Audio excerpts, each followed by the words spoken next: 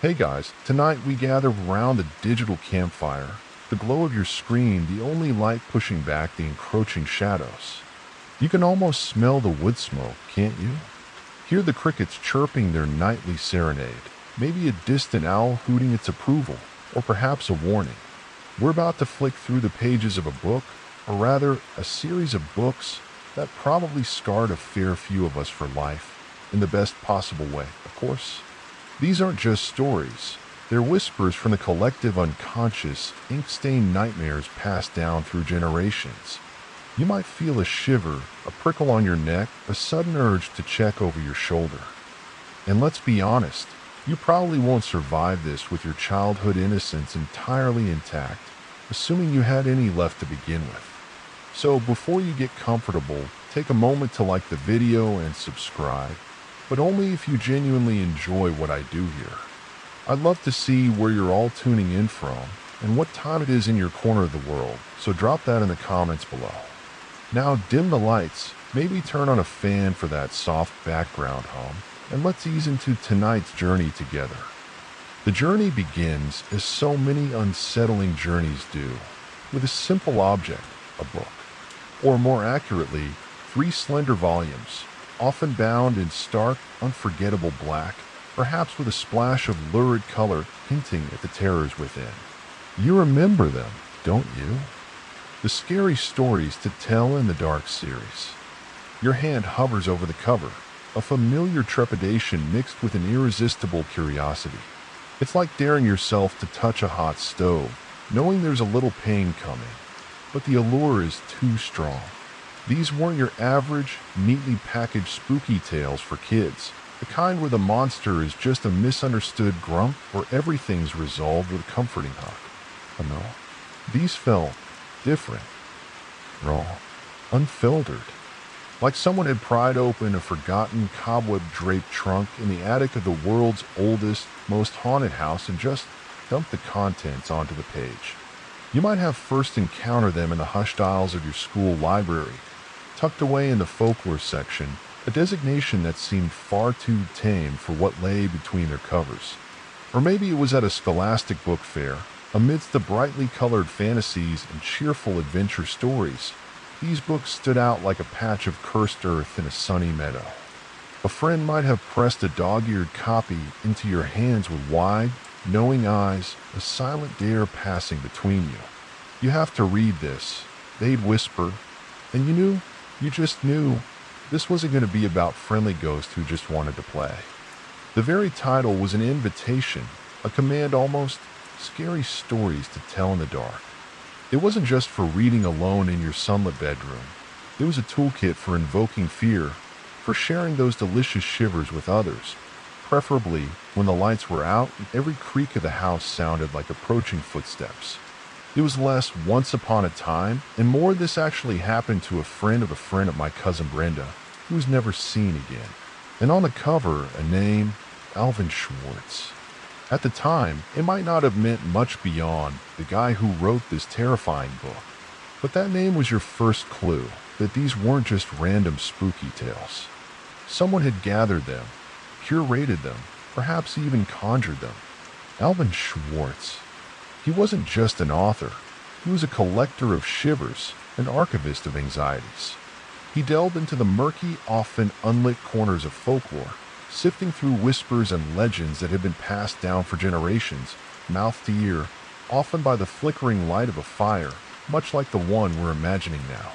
Imagine young Alvin, perhaps not so different from you, captivated by a story told by an elder, a tale that made the shadows dance and the heart beat a little faster. He understood that primal pull, the way a well-told scary story can grip you and refuse to let go. He knew that these narratives, often dismissed as mere children's entertainment or old wives' tales, held something more profound. They are mirrors reflecting our deepest anxieties, our societal taboos, and our fascination with the unknown. It's a tradition that stretches back into the mists of time. Long before Kindles or even printing presses, people would gather, huddling together for warmth and safety, and share stories. Tales of caution, tales of wonder, and yes, tales of terror. It's a very human thing to do, to try and make sense of the darkness, or at least to populate it with things you can name, even if those names make you tremble. The Victorians, for instance, had a robust tradition of telling ghost stories around Christmas. Authors like Charles Dickens even penned specific spooky tales for the festive season, which seems a bit counterintuitive until you remember those long, dark winter nights are perfect for a spectral yarn.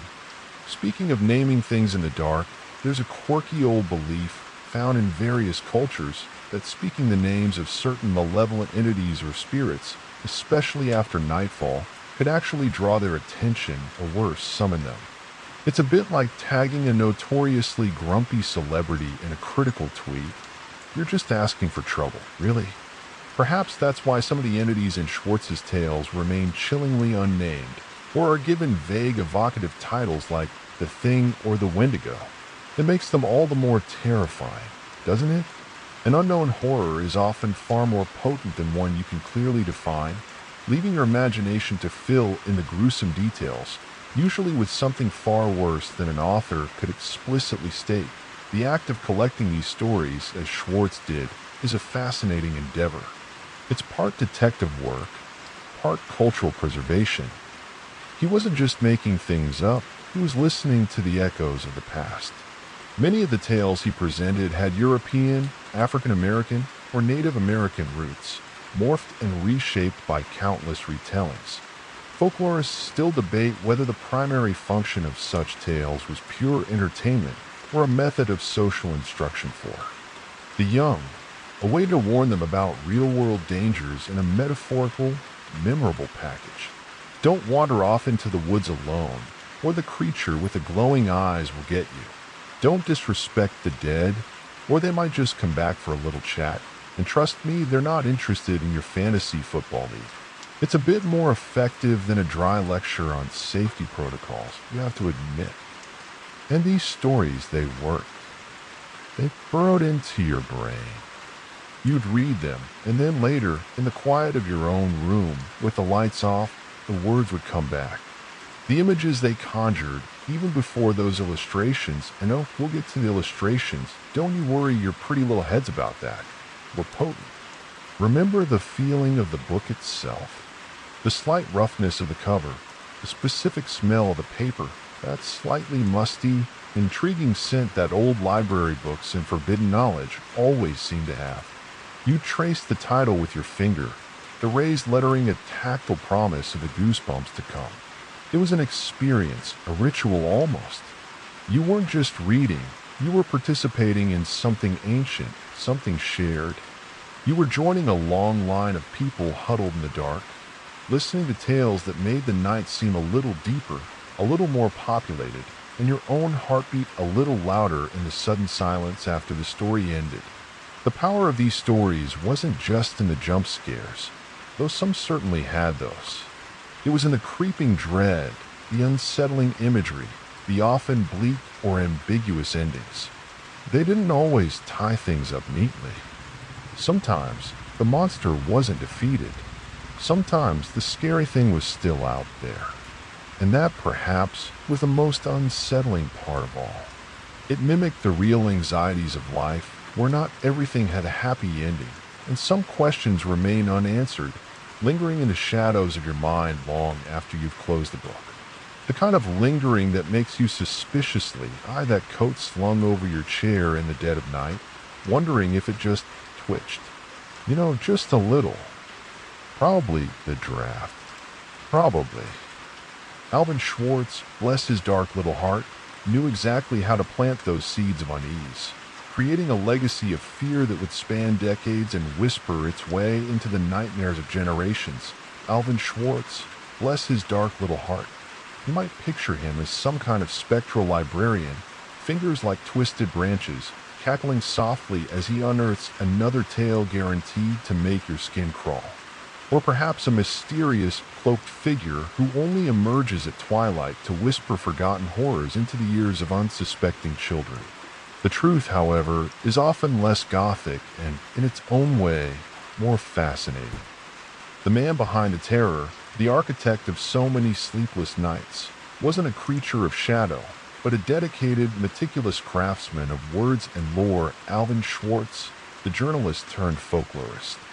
He was less a ghoul and more of an academic adventurer, though instead of a dusty fedora and a bullwhip, he probably favored a comfortable cardigan and a well-sharpened pencil. His expeditions weren't into booby-trapped tombs, but into the equally labyrinthine corridors of archives and the often uncharted territories of human memory. A slightly less glamorous movie, perhaps, Alvin Schwartz and the Raiders of the Lost Microfiche, a crucial quest nonetheless. Before he became synonymous with severed heads and things that go bump or squish or slither in the night, Schwartz honed his skills in a different, though equally demanding, field: journalism. For over 2 decades, he worked as a writer and reporter for various newspapers and magazines. Think about that. Journalism, at its core, is about uncovering stories, interviewing people, piecing together narratives from disparate facts, and presenting them in a clear, engaging way. It's about asking the right questions, listening intently to the answers, and digging deeper when something doesn't quite add up. These are precisely the skills that make an exceptional folklorist. He wasn't just passively receiving stories, he was actively seeking them, investigating their origins, their variations, their cultural footprints. His journalistic background gave him an eye for detail, a respect for sources, even if those sources were half-remembered anecdotes from a stranger, and an ability to communicate complex ideas, or in this case, primal fears, effectively. He knew how to find a hook, not just the one wielded by the maniac on Lover's Lane, but the narrative hook that snags a reader's attention and refuses to let go. What made a seasoned journalist, accustomed to the often harsh realities of current events, turn his attention to the spectral, the supernatural, the stories whispered in the dark? Perhaps it was a recognition that these tales, these ancient echoes, held a different kind underscore of truth, a truth about human nature, about our shared anxieties and our enduring fascination with the unknown. Maybe the daily grind of news, with its often depressing cycles, led him to seek out narratives with a longer, deeper resonance. Folklore, after all, is the people's history, the unwritten testament of generations. It's where you find the dreams and nightmares of a culture laid bare. The mid-20th century, when Schwartz was transitioning, also saw a burgeoning academic and public interest in folklore. The American Folklife Center at the Library of Congress, for example, was established in 1976, reflecting a growing movement to preserve and study these traditions. Schwartz was tapping into this zeitgeist, but he was also driven by a genuine passion that likely predated any formal shift in his career. His process wasn't about simply inventing scary scenarios. Alvin Schwartz was a collector, a curator of chills. He spent countless hours immersed in research, delving into the archives of institutions like the Library of Congress, the University of Pennsylvania, and Indiana University, places where the raw material of folklore is carefully preserved. He'd sift through dusty, leather-bound volumes, academic journals, collections of oral histories, and even old newspapers, looking for those nuggets of narrative gold. He didn't just Google scary stuff and call it a day, mostly because Google wasn't invented yet, which probably saved him from a lot of truly terrible creepypasta and ensured a certain level of quality control. He meticulously documented his sources in the endnotes of his books, notes that, as children, you probably flipped right past, eager for the next jolt of fear. But if you were to go back and look at them now, you'd see a roadmap of his research, a testament to his dedication to authenticity, or at least to tracing the lineage of the scares. He'd find multiple versions of the same core story, a telltale sign of true folklore, and then he would craft his own retelling, aiming for maximum impact. Folklorists still discuss the extent to which Schwartz's retellings were faithful recreations of oral sources versus his own literary adaptations designed for maximum impact on a young audience. It's a delicate balance. Stay true to the spirit and core elements of the original tale, but also make it accessible and terrifying for a contemporary reader, especially a young one. He had an uncanny knack for stripping a story down to its most potent, unsettling essence, leaving just enough ambiguity to let your own imagination do the heavy lifting or the heavy dreading, as the case may be. Interestingly, Schwartz's work wasn't solely confined to the macabre. He also published books on wordplay, jokes, and other forms of folk humor, like his collection Wit Cracks, Jokes and Jest from American Folklore. It's a bit like finding out your sternest, scariest math teacher secretly moonlights as a stand-up comedian specializing in animal puns. This breadth of interest shows a deeper appreciation for the full spectrum of folk tradition, not just the parts that make you want to sleep with the lights on. It suggests he understood that laughter and fear are often two sides of the same coin, both powerful emotional responses rooted in shared human experience. Perhaps he figured that if he was going to scare the living daylights out of you, the least he could do was also provide the means for a good chuckle afterward. A sort of folkloric checks and balances system. One quirky tidbit about the world of folklore collecting that Schwartz would have been deeply familiar with is the concept of ostension, where people act out legends, sometimes blurring the line between story and reality. Think of teenagers daring each other to visit a supposedly haunted spot from a local legend. They are, in a way, participating in ostension. Schwartz, in documenting these tales, was capturing narratives that sometimes led to real-world behaviors, however ill-advised, like, say, actually trying to summon Bloody Mary into your bathroom mirror, not recommended for a relaxing evening. He understood that these stories weren't just passive entertainment. They had an active life, shaping perceptions and even actions. His stated aim was often one of preservation.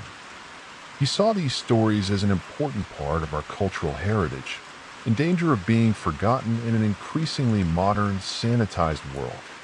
He wanted to pass them on to ensure that new generations could experience the same delightful shivers that people had felt for centuries, listening to similar tales around a crackling fire. He believed that scary stories served a purpose. They allowed us to confront our fears in a controlled environment, to explore the darker aspects of life from a safe distance. It's a way of taming the unknown, by giving it a name and a narrative, even if that name is the thing that ate the babysitter's boyfriend's face.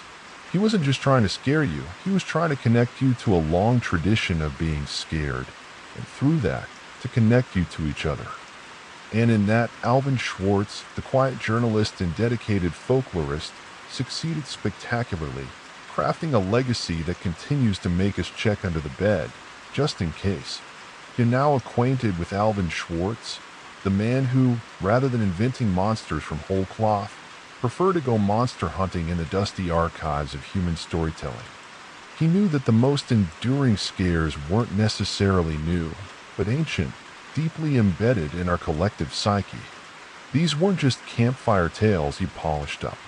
These were ancient whispers, modern screams.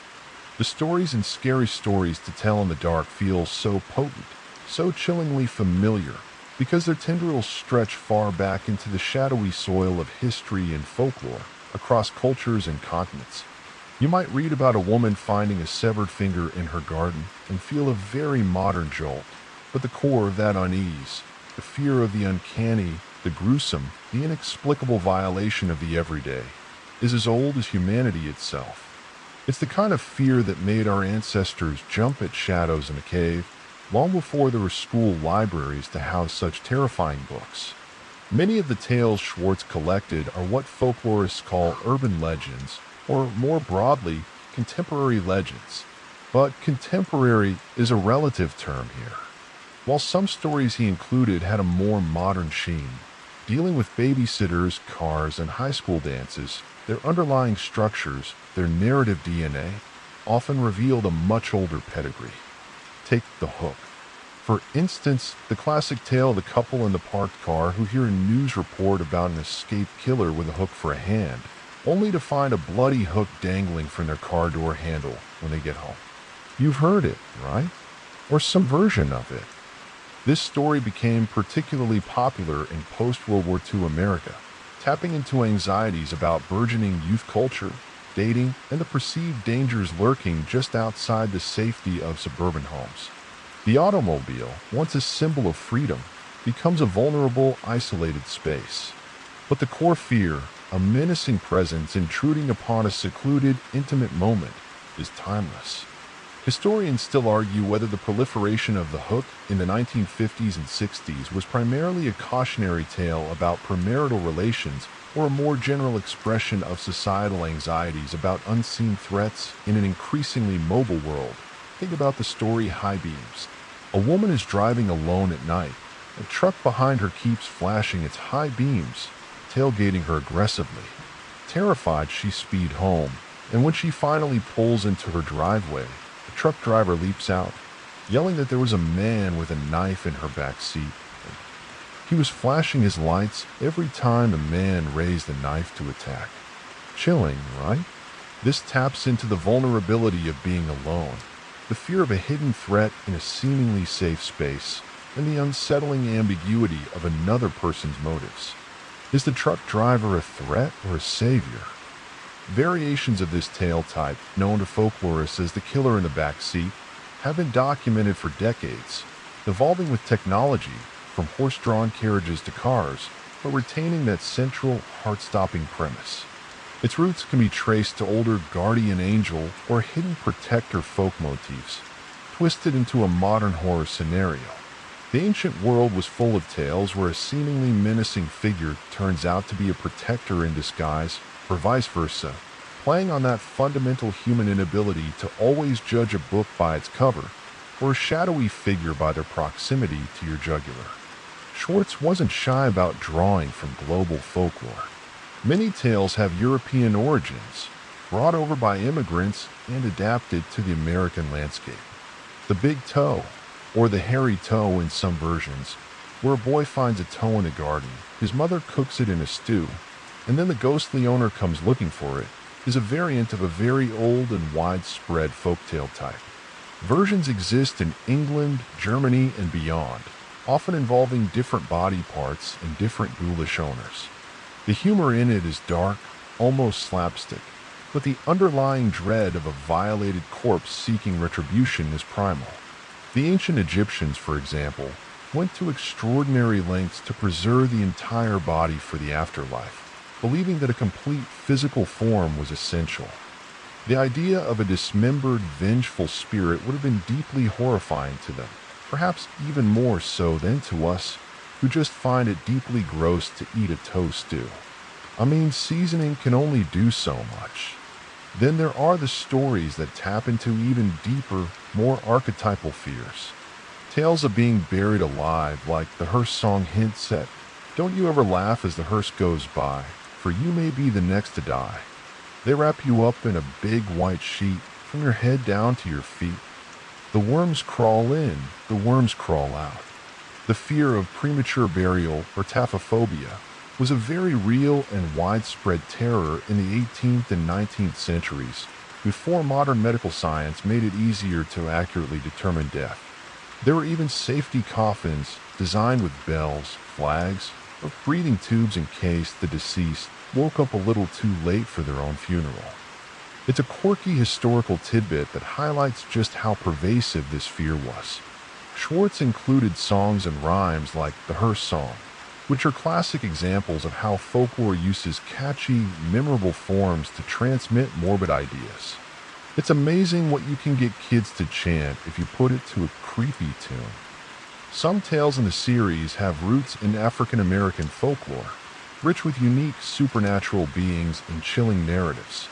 Stories involving haints or spirits, and tales of shapeshifters or malevolent conjure folk reflect a distinct cultural heritage. Schwartz, in his sourcing, acknowledged these contributions, drawing from collections by folklorists like Zora Neale Hurston, who did invaluable work documenting the oral traditions of the African American South. This inclusion adds a vital layer to the tapestry of American fear, showing how different communities articulate their anxieties and their understanding of the world beyond the veil. You also see echoes of Native American legends in some stories, particularly those involving strange creatures in the wilderness or the potent power of nature. While Schwartz's direct sourcing from these traditions might be less explicit in the main Scary Story series compared to some of his other folklore collections, The ambient dread of the unknown wild, the sense of ancient things dwelling just beyond the campfire's light, certainly resonates with themes prevalent in many indigenous mythologies. The idea of the wilderness as a place of both spiritual power and terrifying entities is a common thread. For instance, the Algonquian legend of the Wendigo, a malevolent cannibalistic spirit associated with winter, starvation, and isolation, has influenced countless horror narratives, even if not directly named in a specific Schwartz tale. The sheer, chilling idea of such a creature seeps into the background radiation of North American scary stories. The genius of Schwartz was in his ability to act as a conduit. He wasn't just retelling old stories, he was translating them for a new generation, making them feel immediate and personal. He understood that the settings might change, from a dark forest to a deserted highway, but the core fears remain remarkably consistent. Fear of the unknown, fear of death, fear of the other, fear of losing control, fear of the familiar turning monstrous. He'd take a story that might have originally been about a knight encountering a dragon and find its modern equivalent in a teenager encountering something inexplicable on a lonely road. The dragon becomes a different kind of monster, but the shiver it sends down your spine is the same. These aren't just stories, they are psychological artifacts, passed down, polished by countless tellers, each adding a subtle new gleam of terror. And Alvin Schwartz, well, he had the best polishing cloth in the business, making those ancient whispers resonate as loud as any modern scream. You probably didn't think your 6th grade library visit was a direct link to medieval peasants huddling in fear, but it absolutely was. You're welcome for that existential connection to historical dread. You've been introduced to Alvin Schwartz, the folklorist who curated our childhood nightmares, and you've glimpsed the ancient, shadowy origins of the tales he collected. But the words, chilling as they were only half of the equation, weren't they? The other, arguably more visceral half, the part that seared itself onto your young, impressionable brain like a brand, came from the pen of one Stephen Gamble. A Gamble. His ink wasn't just ink. It was distilled shadow liquid nightmare, the stuff that oozes from beneath coffin lids at midnight. If Schwartz provided the skeletal structure of the fear, Gamble fleshed it out with decaying sinew, vacant eyes, and impossibly stretched, screaming mouths. His illustrations weren't just pictures accompanying the stories. For many of us, they were the stories, or at least the most unforgettable, terrifying aspect of them. You try to read the text, but your eyes would be irresistibly drawn, like a moth to a flame that promises only to incinerate, to the grotesque beauty of his artwork. Stephen Gamble, born in Iowa, was an established, award-winning illustrator of children's books before he lent his unique talents to the Scary Stories series. He even won the prestigious Caldecott Medal in 1989 for his illustrations in Song and Dance Man by Karen Ackerman, a book known for its warm, nostalgic, and distinctly non-terrifying visuals. This fact often surprises people. It's like finding out that the guy who directs those super sweet, heartwarming puppy food commercials also has a side gig crafting exquisitely detailed sculptures of Cthulhu. It highlights Gamble's artistic range, but also makes his work on Scary Stories feel even more like a deliberate, masterful descent into the macabre. He wasn't a one-trick pony who could only do creepy. He chose to unleash this particular style, this unique vision of horror for these specific books. And the children of the 80s and 90s were never quite the same. Thanks, Stephen. We owe you so many therapy bills. His style for the Scary Stories series is instantly recognizable, utterly unique. It's a phantasmagoria of wispy, ethereal lines, deep, velvety blacks, and an almost hallucinatory sense of movement and decay. His figures are often distorted, elongated, melting, or composed of smoke and shadow. Faces are rarely just faces, they are landscapes of horror, eyes like hollow pits or gleaming, feverish points of light, mouth stretched into impossible, silent screams, skin that seems to be sloughing off the bone or turning into cobwebs before your very eyes. There's a profound sense of unease, of things being fundamentally wrong in his depictions. He didn't just draw a ghost. He drew the feeling of a ghost, the cold dread, the sense of something unnatural and decaying. Remember the illustration for the haunted house, with that spectral, almost translucent face forming in the darkness, its hair like smoke, its expression one of infinite, sorrowful menace? You didn't just see a ghost. You felt its presence seep off the page. Gamble primarily worked in black and white for the series, a choice that amplified the horror. The stark contrast, the deep pools of impenetrable black, and the ghostly grays created an atmosphere of intense dread. Color, paradoxically, might have lessened the impact, made the horrors too defined, too real in a mundane way.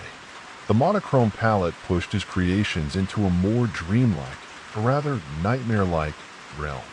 It was the visual equivalent of a half-remembered bad dream, where details are fuzzy but the feeling of terror is crystal clear. He used techniques like splattering ink, smudging, and delicate, almost spiderweb-like cross-hatching to create textures that felt organic and unsettling, like mold or rotting fabric, or something even less identifiable but definitely unpleasant. There's a famous historical art movement, chiaroscuro, which emphasizes strong contrast between light and dark, often used to create a sense of drama. Gamble took chiaroscuro, fed it a diet of grave dust and existential angst, and turned it into something entirely his own. Caravaggio would have been intrigued, at the very least. One of the most effective and disturbing aspects of Gamble's art is its ambiguity. You couldn't always tell exactly what you were looking at. A smudge might be a shadow, or it might be something moving. The tangle of lines could be hair, or smoke, or grasping tendrils. This lack of concrete definition forced your imagination to work overtime to fill in the blanks, often with something far more terrifying than a more explicit drawing could have achieved. This is a key principle in horror.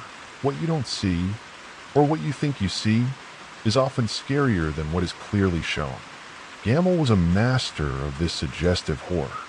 His art didn't just show you a monster. It made you feel like you were witnessing a monster materialize from the very fabric of the night.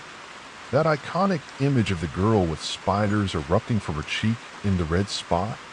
You see enough to be horrified, but the wispy, indistinct quality of the spiders makes them seem even more invasive, more nightmarish. It's not just a picture of spiders. It's the essence of arachnophobia rendered in ink. Folklorists and art critics alike could, and probably do, have field days analyzing Gamble's work.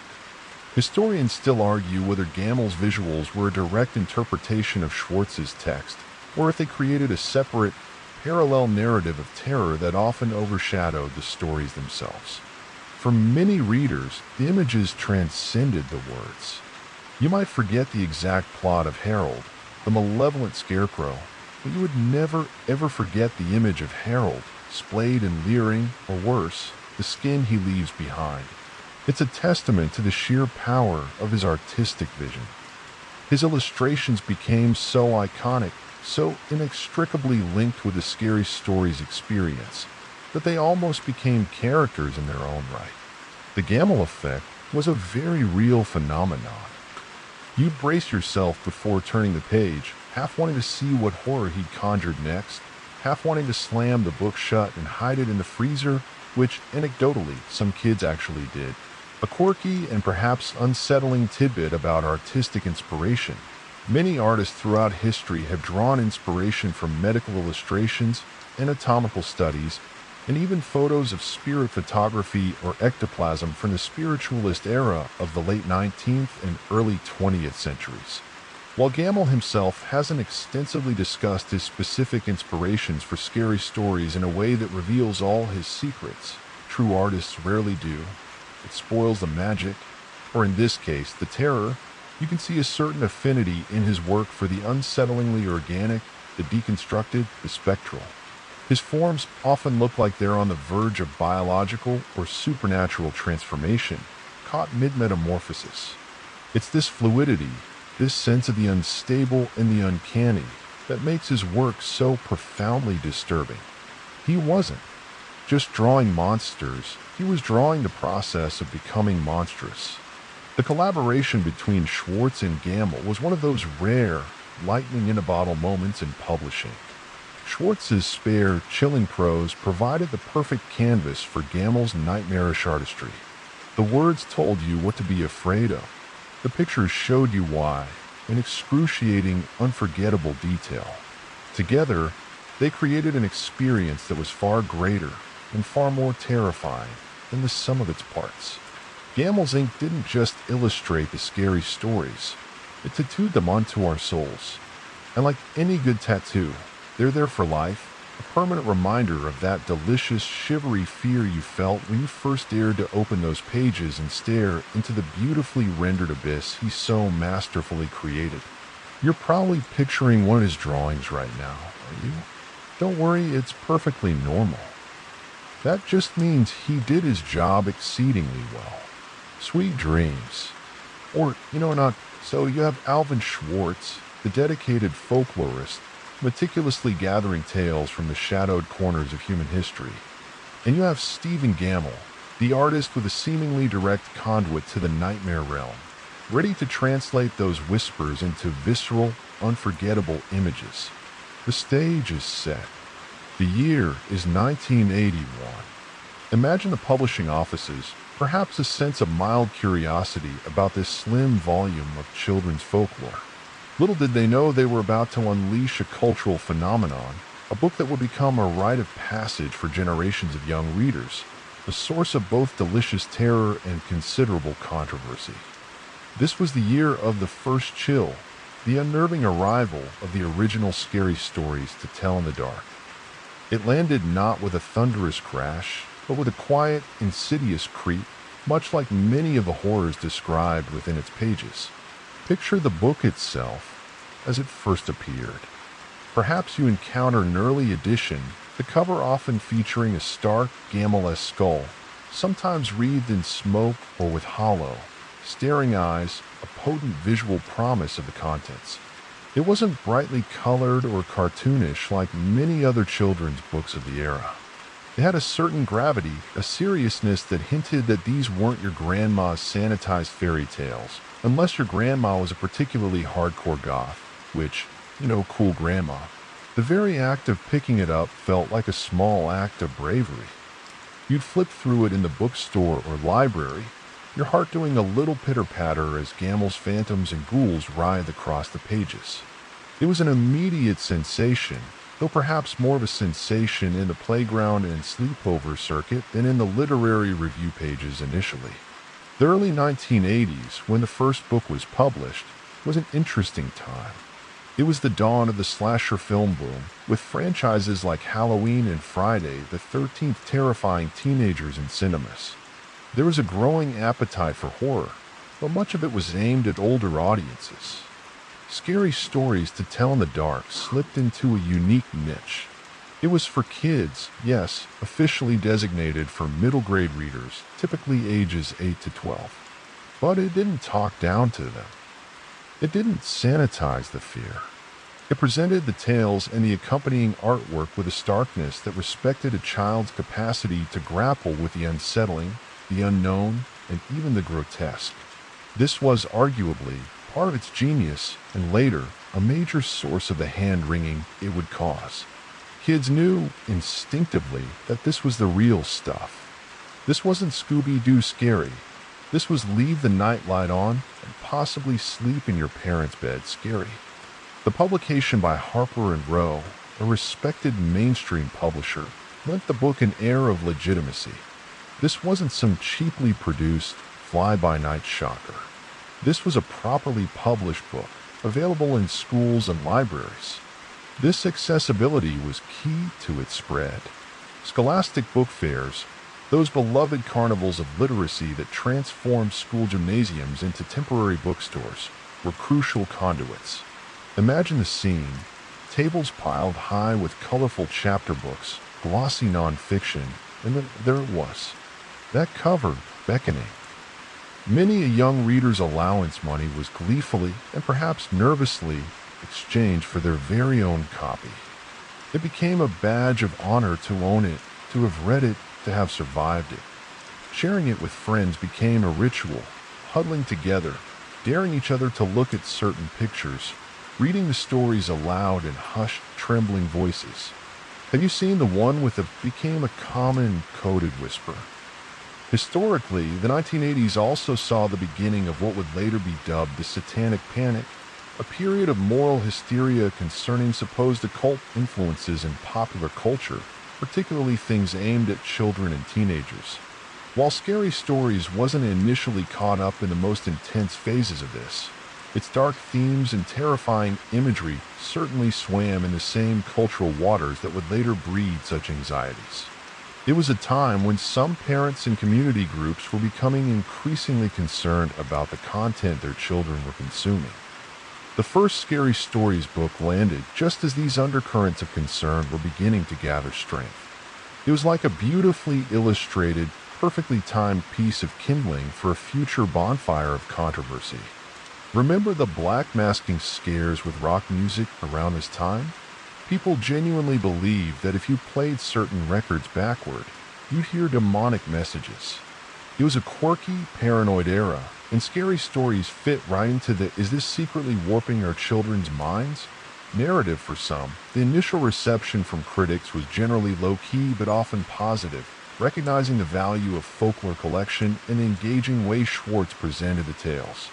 Librarians, for the most part, saw it as a way to get reluctant readers, particularly boys, interested in books.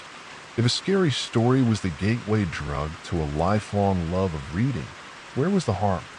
They understood that kids have always been drawn to the spooky and the forbidden. Folklorists still debate whether the primary appeal of such books for children is the thrill of confronting fear in a safe context or the allure of accessing forbidden adult knowledge. It's likely a bit of both. The stories offered a peek into a darker, more complex world, but one you could always close the cover on if it got too intense. Or, throw across the room. The tales themselves in this first volume were a masterful mix. Some were jump scares, designed for quick, startled reactions when told aloud, the big toe, the walk. Others were deeply unsettling mood pieces, creating a lingering sense of dread, the haunted house, the thing. And then there were the ones that were just weird and gross, like The Viper, which plays on a repetitive, anxiety-inducing call. V have ways of making you clean your room. Okay, it was I am the Viper, I've come to vipe your windows. A punchline that's more silly than scary, but the build-up, especially for a kid alone in their room, could be surprisingly effective. It's a classic example of how even humor in these books often had an unnerving edge. The sheer variety ensured there was something to terrify everyone. Afraid of ghosts? Got him. Body horror? Plentiful. Things with too many teeth or not enough skin? Step right up. The arrival of Scary Stories to Tell in the Dark in 1981 didn't immediately set off alarm bells nationwide. It was more of a slow burn, a creeping vine of popularity spreading through word of mouth, library checkouts, and book fair purchases. It was building its army of devoted, slightly traumatized fans one reader at a time. But with each new reader, with each shared experience of delicious fear, its legend grew. It became one of those books that, if you were a kid of a certain age in the 80s or 90s, you knew about, even if you hadn't read it yourself. Its reputation preceded it, whispered in school hallways and across sleepover sleeping bags. That first volume was the seed, carefully planted by Schwartz and Gamble, and it found incredibly fertile ground in the imaginations of young readers hungry for a taste of the truly terrifying. The chill had arrived, and it was here to stay. You could almost hear the faint, dry rustle of Gamble's illustrations turning themselves in the dark. You felt that first chill, the arrival of the original Scary Stories to Tell in the Dark in 1981. Now imagine you just brought that book home. The cover, with its stark skull or shadowy visage, is a dare. You find a quiet spot, maybe under the covers with a flashlight, the way all the best forbidden reading is done. You open it, and the journey into the crypt begins. We're about to delve into some of those iconic, skin-crawling tales from that groundbreaking first volume, the stories that became the foundation of so many childhood nightmares. These weren't just random scary anecdotes. Alvin Schwartz, with Stephen Gammell's ghoulish assistance, crafted an experience. Each story was a little gem of terror, polished and ready to lodge itself in your memory. One of the first stories you might encounter, often a gateway to the deeper horrors, is The Big Toe. Remember this one? A boy digging in the garden unearths, well, a big toe. His mother, in a culinary decision that raises serious questions about her palate and possibly her sanity, plops it into the stew for dinner. That night, a voice groans from the darkness. "Where's my toe?" Getting closer and closer. The genius of this story is its simplicity, its blend of the grotesque and the almost comically absurd, which somehow makes the final jump scare even more effective.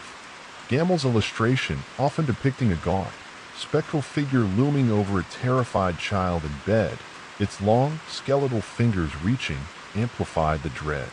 This tale is a classic jump tale, designed for telling aloud, where the storyteller grabs the listener at the final line.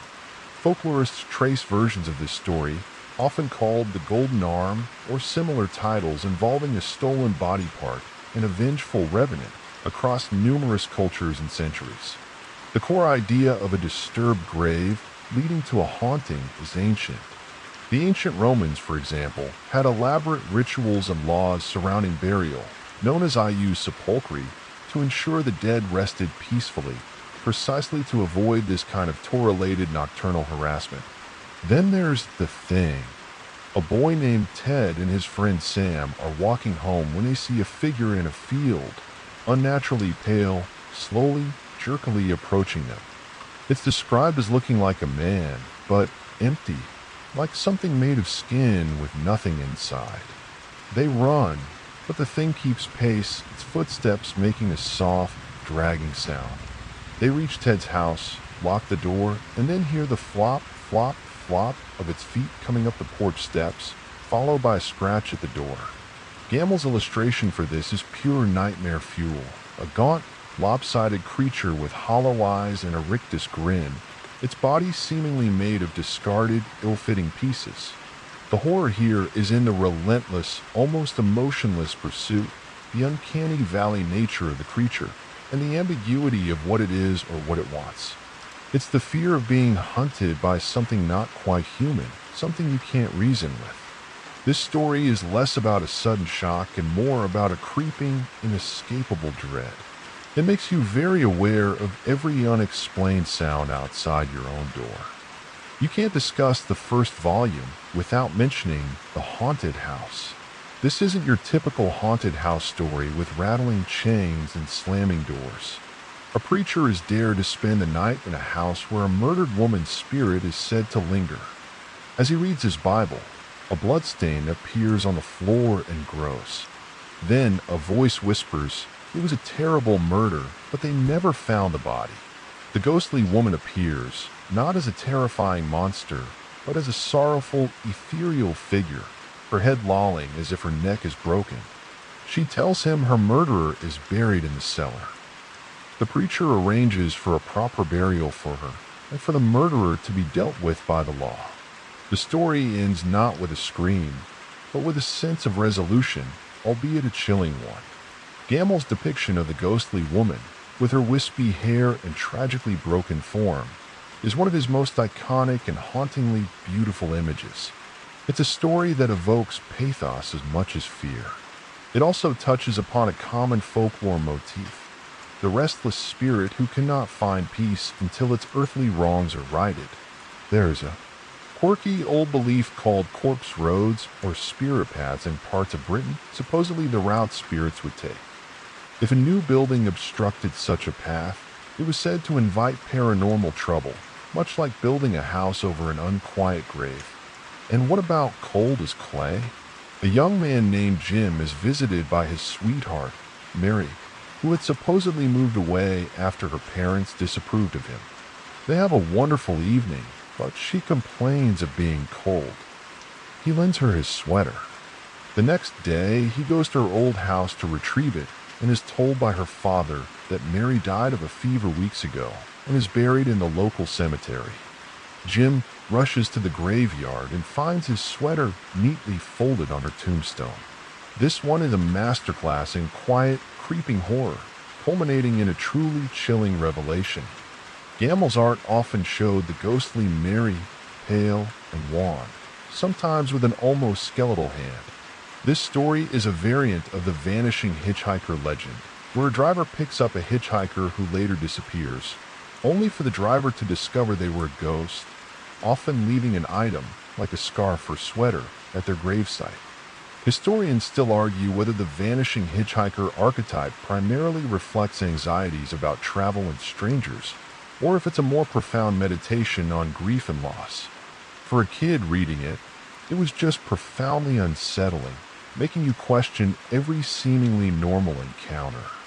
One story that often gets overlooked but is deeply weird and memorable is the Hearse song. It's not a narrative story but a piece of macabre verse. Don't you ever laugh as the hearse goes by, slash for you may be the next to die. Slash they wrap you up in a big white sheet, slash from your head down to your feet. Slash they put you in a big black box, slash and cover you up with dirt and rocks. Slash all goes well for about a week. Slash then your coffin begins to leak. Slash the worms crawl in, the worms crawl out. Slash the worms play pinnacle on your snout. Slash they eat your eyes, they eat your nose. Slash they eat the jelly between your toes. Charming, isn't it? It's a playground rhyme, a piece of gallows humor that confronts the grim realities of decomposition with a sing-song, almost cheerful cadence. Gamel's accompanying illustration, often a grinning skull being devoured by cartoonishly large worms, manages to be both gross and weirdly whimsical.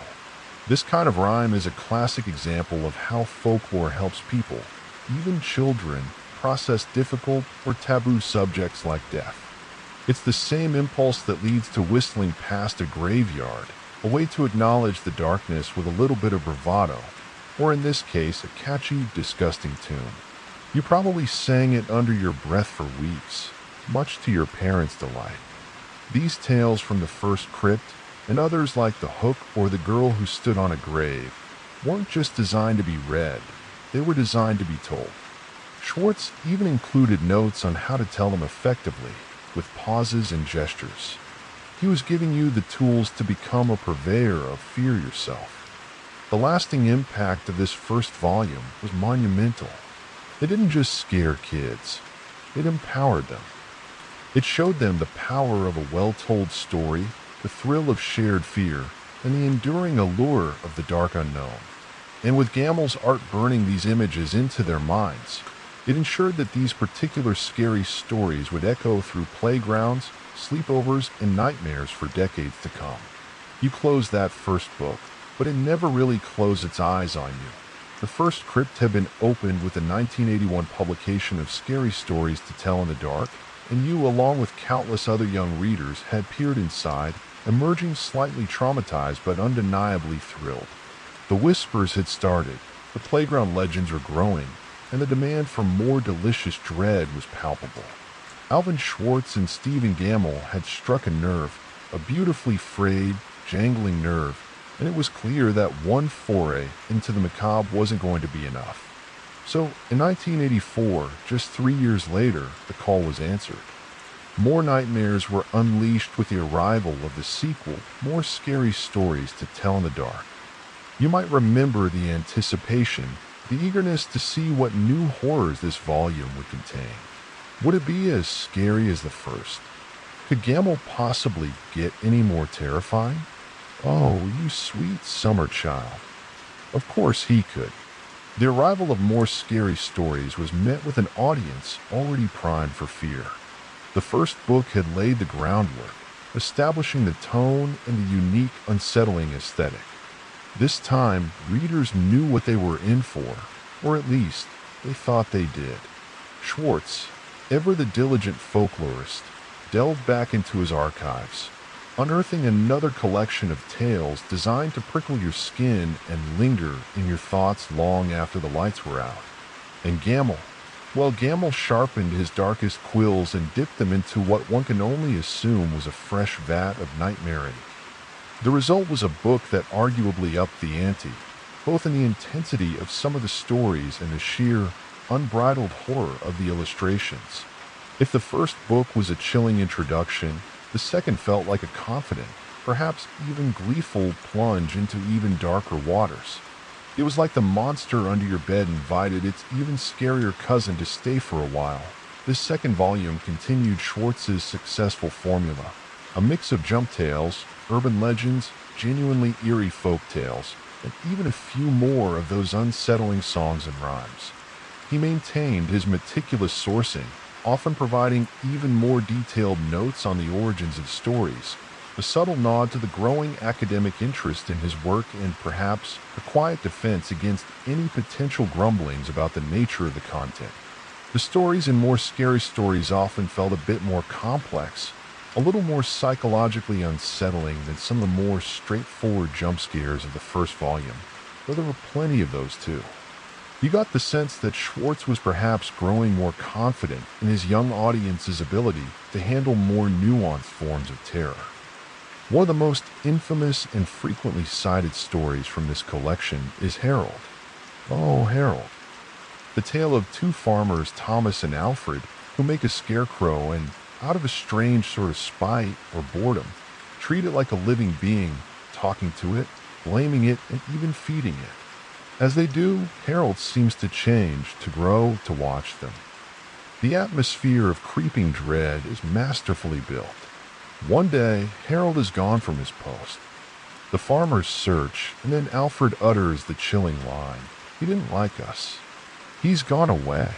The story culminates with Thomas finding a bloody skin, Harold's skin, stretched out on the roof of the hut, implying Harold has skinned one of the farmers, or perhaps even skinned himself a new human-like form and walked off. Gamble's illustrations for Harold are legendary: the leering, sack-like face, the straw-stuffed limbs that somehow convey a sense of impending, malevolent movement, and, of course, the final, gruesome image of the discarded skin. This story taps into the ancient fear of the inanimate coming to life, the uncanny sentience of dolls, effigies, or in this case, scarecrows. The practice of creating human-like figures to guard crops is ancient, found in agricultural societies worldwide, like the Kakashi in Japan. The idea that such a figure could turn on its creators is a deeply unsettling twist on a familiar protective symbol. Then there's the Wendigo. While not a direct, culturally pure retelling of the specific Algonquian legend, Schwartz drew from a more literary adaptation by Algernon Blackwood. It captures the chilling essence of this terrifying entity. A hunting party is pursued by something unseen through the snowy wilderness. One by one, members of the party are snatched away, their cries echoing from high above, as if they are being carried through the air at incredible speed. The story evokes a profound sense of isolation, vulnerability to the vast, indifferent power of nature, and the terror of an invisible, almost elemental predator. Gamble's depiction is a masterpiece of suggestive horror, swirling indistinct vortex of snow and shadow, with perhaps a hint of a skeletal form, perfectly capturing the elusive, terrifying nature of the Wendigo. It's less a creature you see, and more a malevolent force you experience. Folklorists still debate whether the Wendigo legend originated primarily as a literal belief in a cannibalistic monster, or as a symbolic representation of the horrors of starvation and the psychological breakdown it can induce in isolated northern communities. Either way, it's nightmare fuel. Something Was Wrong is another classic from this volume, a perfect example of an urban legend playing on modern anxieties. A man driving home late at night is nearly run off the road by a woman in another car who is screaming and pointing frantically at his car. He's annoyed and scared, thinking she's crazy. When he gets home, he discovers a man hiding in his back seat with a knife. The woman was trying to warn him. This is a variation of the killer in the backseat theme, similar to High Beams from the first book, but with a slightly different setup. It reinforces that sense of unseen danger, the idea that your safe, personal space, your car, your home, can be violated. The fear here is less supernatural and more grounded in the plausible, which, for some, is even more terrifying. You might not believe in ghosts, but you probably lock your car doors. This story makes you want to triple check. The book also included tales like The Little Black Dog, a ghostly animal story with a poignant twist, and The Ghost of the Bloody Fingers, a classic jump tale with a humorous, deflating punchline that provided a moment of much-needed tension release, a Schwartz specialty. He understood the rhythm of fear, the need for an occasional pressure valve. Remember, he also wrote books of jokes and jests. He knew the power of a well-timed laugh, even in a book designed to make you shiver. There's a quirky bit of theatrical history here. Some of the earliest forms of popular entertainment, like the Italian commedia dell'arte from the 16th century, often blended frightening or grotesque characters with slapstick comedy. It's an old trick. Laughter and fear are surprisingly close neighbors in the human emotional landscape. The publication of more scary stories to tell in the dark solidified the series' place in the pantheon of children's horror. It proved that the success of the first book wasn't a fluke. Schwartz and Gamble had tapped into a deep well of primal fear and folkloric richness, and readers were thirsty for more. The illustrations, if anything, became even more daring, more abstractly terrifying. The shadows seemed deeper, the creatures more unearthly. The book was, for many, even scarier than its predecessor. It was a sign that this series wasn't shying away from its reputation. It was embracing it, doubling down on the dread. And as its popularity grew, so too did the first murmurs of unease from certain parental and community groups. The second volume, with its intensified horrors, would play a significant role in the controversies to come. But for now, for the kids devouring these tales in 1984, it was just another glorious descent into the dark, guided by the master storytellers of the unsettling. You just hoped Harold wouldn't decide to pay you a personal visit after you finished reading. With the release of more scary stories to tell in the dark in 1984, you weren't just getting another batch of Alvin Schwartz's meticulously collected folk horrors, you were also getting a second, even more potent dose of Stephen Gamble's unique artistic venom. If his illustrations for the first book had been unsettling, his work in the sequel seemed to delve into even more profound, abstract, and psychologically disturbing territory. Gamble's deepening darkness wasn't just about making things scarier in a jump scare sense. It was about refining his ability to visually manifest pure, unadulterated dread. His style evolved, becoming, if possible, even more ethereal, more nightmarish, and more deeply ingrained in the nightmares of his young audience. You'd open the second book, and it was like he'd spent the intervening 3 years mainlining shadows and cobwebs.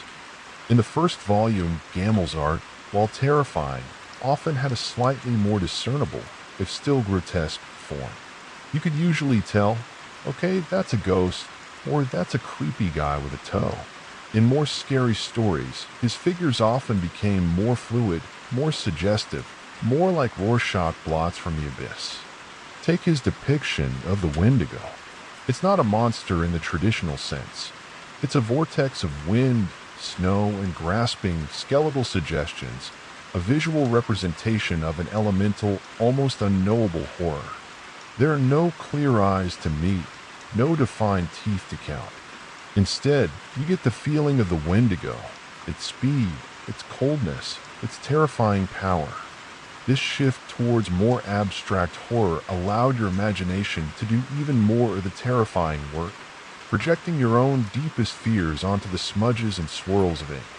It's a technique often seen in surrealist art, where familiar forms are distorted or combined in dreamlike ways to evoke subconscious responses.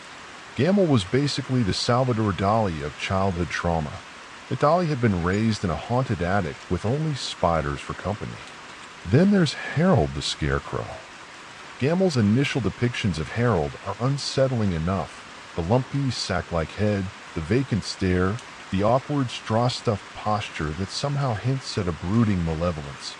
But it's the final image, the skin stretched on the roof, that truly showcases his genius for the grotesque. It's not just a bloody skin, it's the texture of it, the way it seems to sag and wrinkle, the almost palpable sense of violation and horror.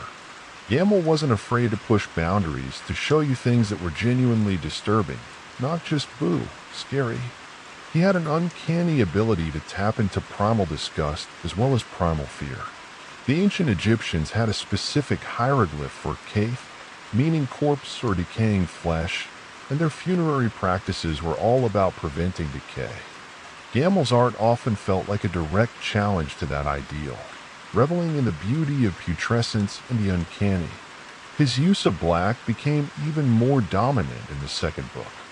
Vast swathes of the page will be consumed by inky darkness, with figures emerging like phantoms from the void or receding back into it.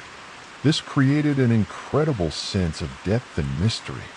His white spaces were just as important, often used to highlight the paleness of a ghostly face or the starkness of a bone. This mastery of negative space is a hallmark of great illustrators. Consider traditional Japanese sumi-e ink wash painting, where the empty space yohaku is considered as vital as the painted areas, suggesting atmosphere and inviting the viewer's mind to complete the scene. Gamble, in his own chaotic Western Gothic way, achieved a similar effect. The undrawn parts of his illustrations were often as terrifying as the lines themselves. You'd stare into those blacks, wondering what else was lurking just beyond the reach of his wispy, gray tendrils of ink. The faces in more scary stories are particularly nightmarish. They often seem to be caught in a state of perpetual scream or unbearable agony, even if the story doesn't explicitly call for it. Eyes are often pinpricks of light in vast pools of shadow, or they are wide, staring, and utterly devoid of sanity. Mouths are stretched into impossible shapes, revealing too many teeth or none at all. There's a sense of psychological unraveling in his characters, as if the horror they are witnessing or embodying is literally tearing them apart from the inside out. This focus on psychological horror reflected in the physical form is incredibly effective. Think of the illustration for One Sunday Morning, where a woman encounters a ghostly funeral procession for herself. Gamble's depiction of the woman's dawning horror, her face contorting in a silent scream as she recognizes the coffin, is chilling. Her features seem to almost melt with terror. One could argue that Gamble's art in this period was also becoming more technically sophisticated, even as it became more thematically dark. His control over his medium, typically ink, charcoal, and perhaps graphite, was immense. He could create textures that seemed to crawl off the page, the roughness of decaying wood, the clammy feel of fog, the brittleness of bone, the almost slimy quality of ectoplasmic apparitions. It was a tactile kind of horror.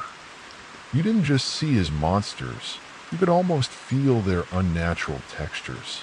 This textural richness is something that often gets lost in discussions of his work, which tend to focus solely on the scary faces. But it's a crucial part of why his art is so immersive and unsettling. It's the difference between seeing a picture of a spider and feeling one crawl up your arm. Gamble made you feel the crawl. It's a quirky historical tidbit that during the Victorian era, there was a fascination with spirit photography, where photographers claimed to capture images of ghosts alongside living subjects. These were often achieved through double exposures or other darkroom tricks. Gamble's art, in its own way, feels like a more artistically honest version of spirit photography. His ghosts and ghouls aren't superimposed fakes. They feel like they are genuinely manifesting from the very fabric of the paper, their forms wispy, translucent, and utterly convincing in their otherworldliness. He captured the essence of what those early photographers were trying to fake.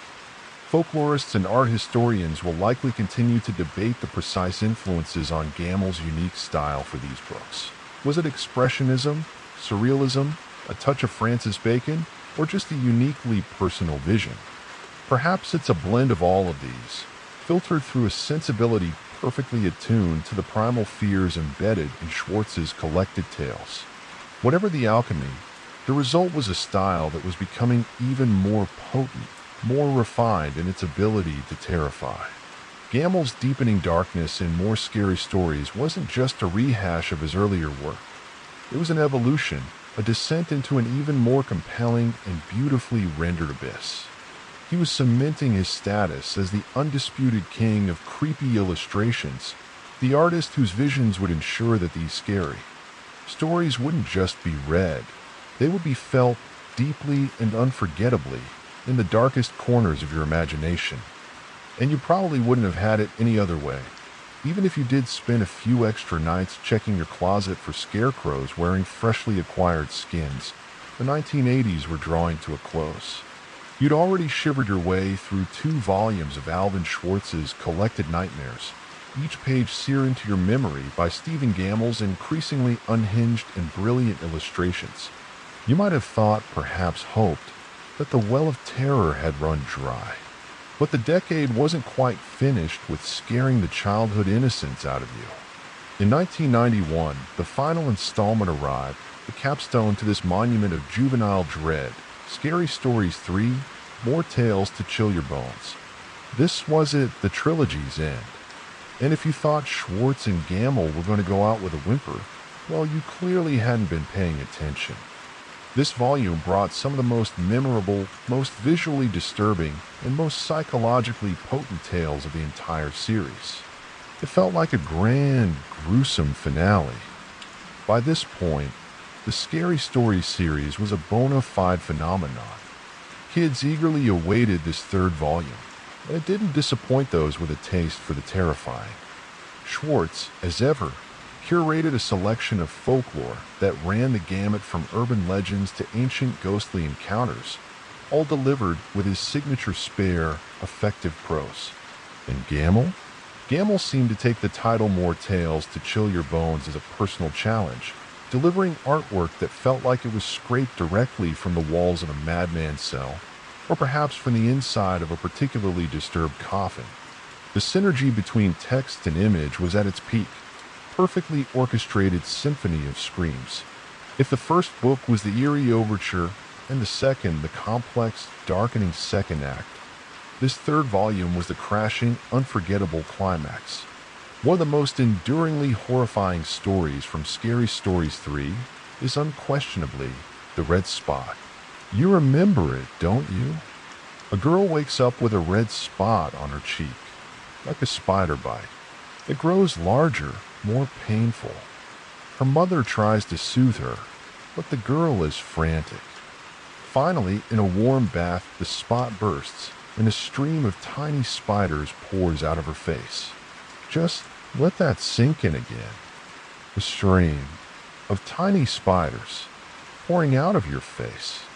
Gamel's illustration for this is the stuff of legend, the girl's anguished, contorted face, the almost liquid horror of the spiders emerging. It is visceral body horror at its most primal and effective. This story taps into deep-seated fears of infestation, a bodily integrity being violated from within. It's a classic example of how urban legends can prey on common anxieties. In this case, a fear of insects and a distrust of unexplained blemishes. There's a historical parallel in the medieval concept of demonic possession, where individuals were believed to be inhabited by malevolent entities, sometimes manifesting in physical afflictions. The Red Spot is a modern, secular, and arachnophobic version of that internal violation. Good luck ever looking at a pimple the same way again. Another standout, or perhaps stand up and run screaming, tale is The Appointment. A wealthy young man, Charles, is told by an old woman in the marketplace, often a purveyor of doom and folklore, that death is looking for him and will find him that very night. Charles, terrified, flees to a remote cabin deep in the woods, owned by his cousin. He locks himself in, believing he's safe. But then his cousin arrives, looking grim. "I'm sorry, Charles," the cousin says, "but I had an appointment to meet death here tonight, and he has sent me for you." The sheer awful inevitability of it, The twist that his sanctuary is the very place of his doom is chilling. Gamel's art for this often depicts a skeletal, cloaked death, sometimes with an unnervingly polite or even sorrowful demeanor, which somehow makes it even creepier. This story is a variation of a very old motif, found in tales like The Appointment in Samara, where a servant tries to flee death in Baghdad only to meet him in Samara, the very place death had an appointment with him. The core message is the inescapability of fate, a theme prevalent in ancient Greek tragedies and countless folk traditions. It's a reminder that sometimes, the harder you run from your destiny, the faster you arrive. The Dead Man's Hand, sometimes titled The Thing in other collections, but distinct from the story of that name in the first book, is another deeply unsettling entry.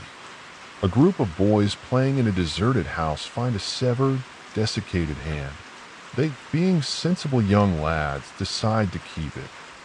One boy takes it home, and that night he hears a voice calling for its hand. The terror builds as the ghostly owner gets closer.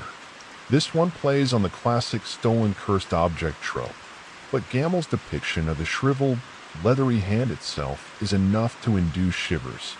The idea of a disembodied body part having a will of its own, or being sought by its original, undoubtedly angry owner is a recurring nightmare in folklore. Think of the Hand of Glory, a macabre artifact from European folklore, a dried, pickled hand of a hanged man, supposedly imbued with magical, often nefarious powers. Schwartz was tapping into a long tradition of creepy, dismembered appendages. The third volume also contained lighter, though still unsettling fare, like Just Delicious, where a woman unknowingly eats a stew made from a human liver given to her by a little old lady, again with the suspiciously helpful/harmful old ladies. The punchline comes when her husband asks what was in the stew, and she replies, "It was just delicious." It's darkly comedic, but the underlying implication is gruesome. Folklorists still argue whether tales involving unwitting cannibalism serve primarily as shock entertainment or as cautionary allegories about trusting strangers or accepting food from unknown sources. Given the number of "don't take candy from strangers" warnings you probably got as a kid, the cautionary aspect seems pretty persistent. And then there was Harold again, or rather, a story about what happened to Harold. No, wait, Harold was in the second book. My apologies, the sheer volume of terror sometimes blends together. However, Scary Stories 3 did have its own iconic creatures. One that often sticks in people's minds is the creature from The Attic, a story where children hear strange noises from upstairs. Gamel's illustration for whatever was up, there was often a swirling, indistinct mass of hair and limbs and eyes, perfectly capturing the childhood fear of the unknown horrors lurking in the unexplored, dark corners of one's own home. It's the monster under the bed elevated. A quirky tidbit: old houses, with their creaks, groans, and shadowy spaces, have always been natural settings for ghost stories. The very architecture seems to invite speculation about past inhabitants and lingering presences. The Victorians, with their large, drafty, often cluttered houses, were particularly adept at populating them with spectral residents in their fiction. The publication of Scary Stories 3, More Tales to Chill Your Bones in 1991 marked the end of an era. It was the final collaboration between Schwartz and Gamel on this iconic series. Schwartz would pass away in 1992, leaving behind a legacy of meticulously collected and masterfully retold folklore that had terrified and delighted millions. Gamel, having provided the defining visual language for these nightmares, would continue his career, but his work on these 3 books would remain his most infamous and, for many, his most beloved. This third volume was a fitting, chilling send-off.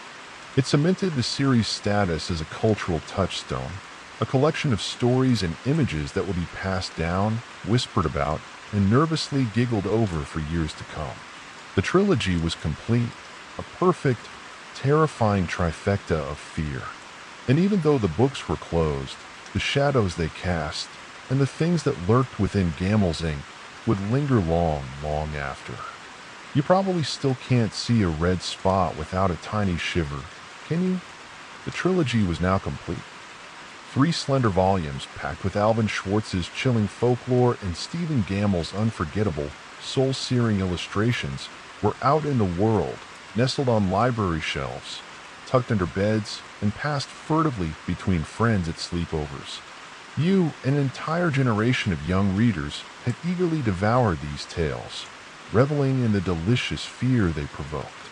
But as the 1990s progressed, a different kind of whisper began to circulate, not from the ghostly apparitions within the book's pages, but from concerned adults in the real world. These were the first stirrings of controversy, the initial whispers of banning, as the Scary Stories to Tell in the Dark series started to face serious challenges from parents, school boards, and religious groups who found its content, particularly Gammell's artwork, deeply unsettling and inappropriate for children. It wasn't an overnight explosion of outrage. For much of the 1980s, while the books were undeniably popular and certainly raised a few eyebrows, they largely flew under the radar of organized challenges. They were seen by many librarians and educators as effective tools for engaging reluctant readers, tapping into that natural childhood fascination with the spooky and the macabre. Kids were reading, and that was generally seen as a good thing. The stories were, after all, folklore, part of a long tradition of oral storytelling, often with cautionary undertones. What could be so harmful about that? Well, as it turned out, quite a bit in the eyes of some. The very things that made the books so compelling to young readers, the visceral fear, the grotesque imagery, the often bleak or unresolved endings, were precisely what began to trouble a growing number of adults. The early challenges often started small, at the local level. A parent might encounter one of the books, perhaps brought home by their child from the school library, and be genuinely shocked by what they found inside. You can imagine the scene, flipping through the pages, expecting perhaps some mild, Casper the Friendly Ghost style spookiness, and instead being confronted with Gammell's melting faces, spider-infested cheeks, and Harold the leering scarecrow. For someone unfamiliar with the book's cult status among kids, or perhaps with a more protective sensibility, the reaction could be one of alarm. Why is this in an elementary school library? They might wonder. This is giving my child nightmares. And to be fair, it probably was. That was, in a way, the whole point. But nightmare-inducing wasn't exactly a selling point for concerned parents. These individual concerns would sometimes escalate. A parent might complain to the school librarian, then to the principal, then perhaps to the school board. Sometimes local pastors or community leaders would get involved, decrying the books as promoting violence, disrespect for the dead, or even dabbling in the occult. The historical context of the late 1980s and early 1990s is important here. Remember the satanic panic we touched on earlier? While its peak intensity might have been in the mid-80s, its aftershocks continued to ripple through society.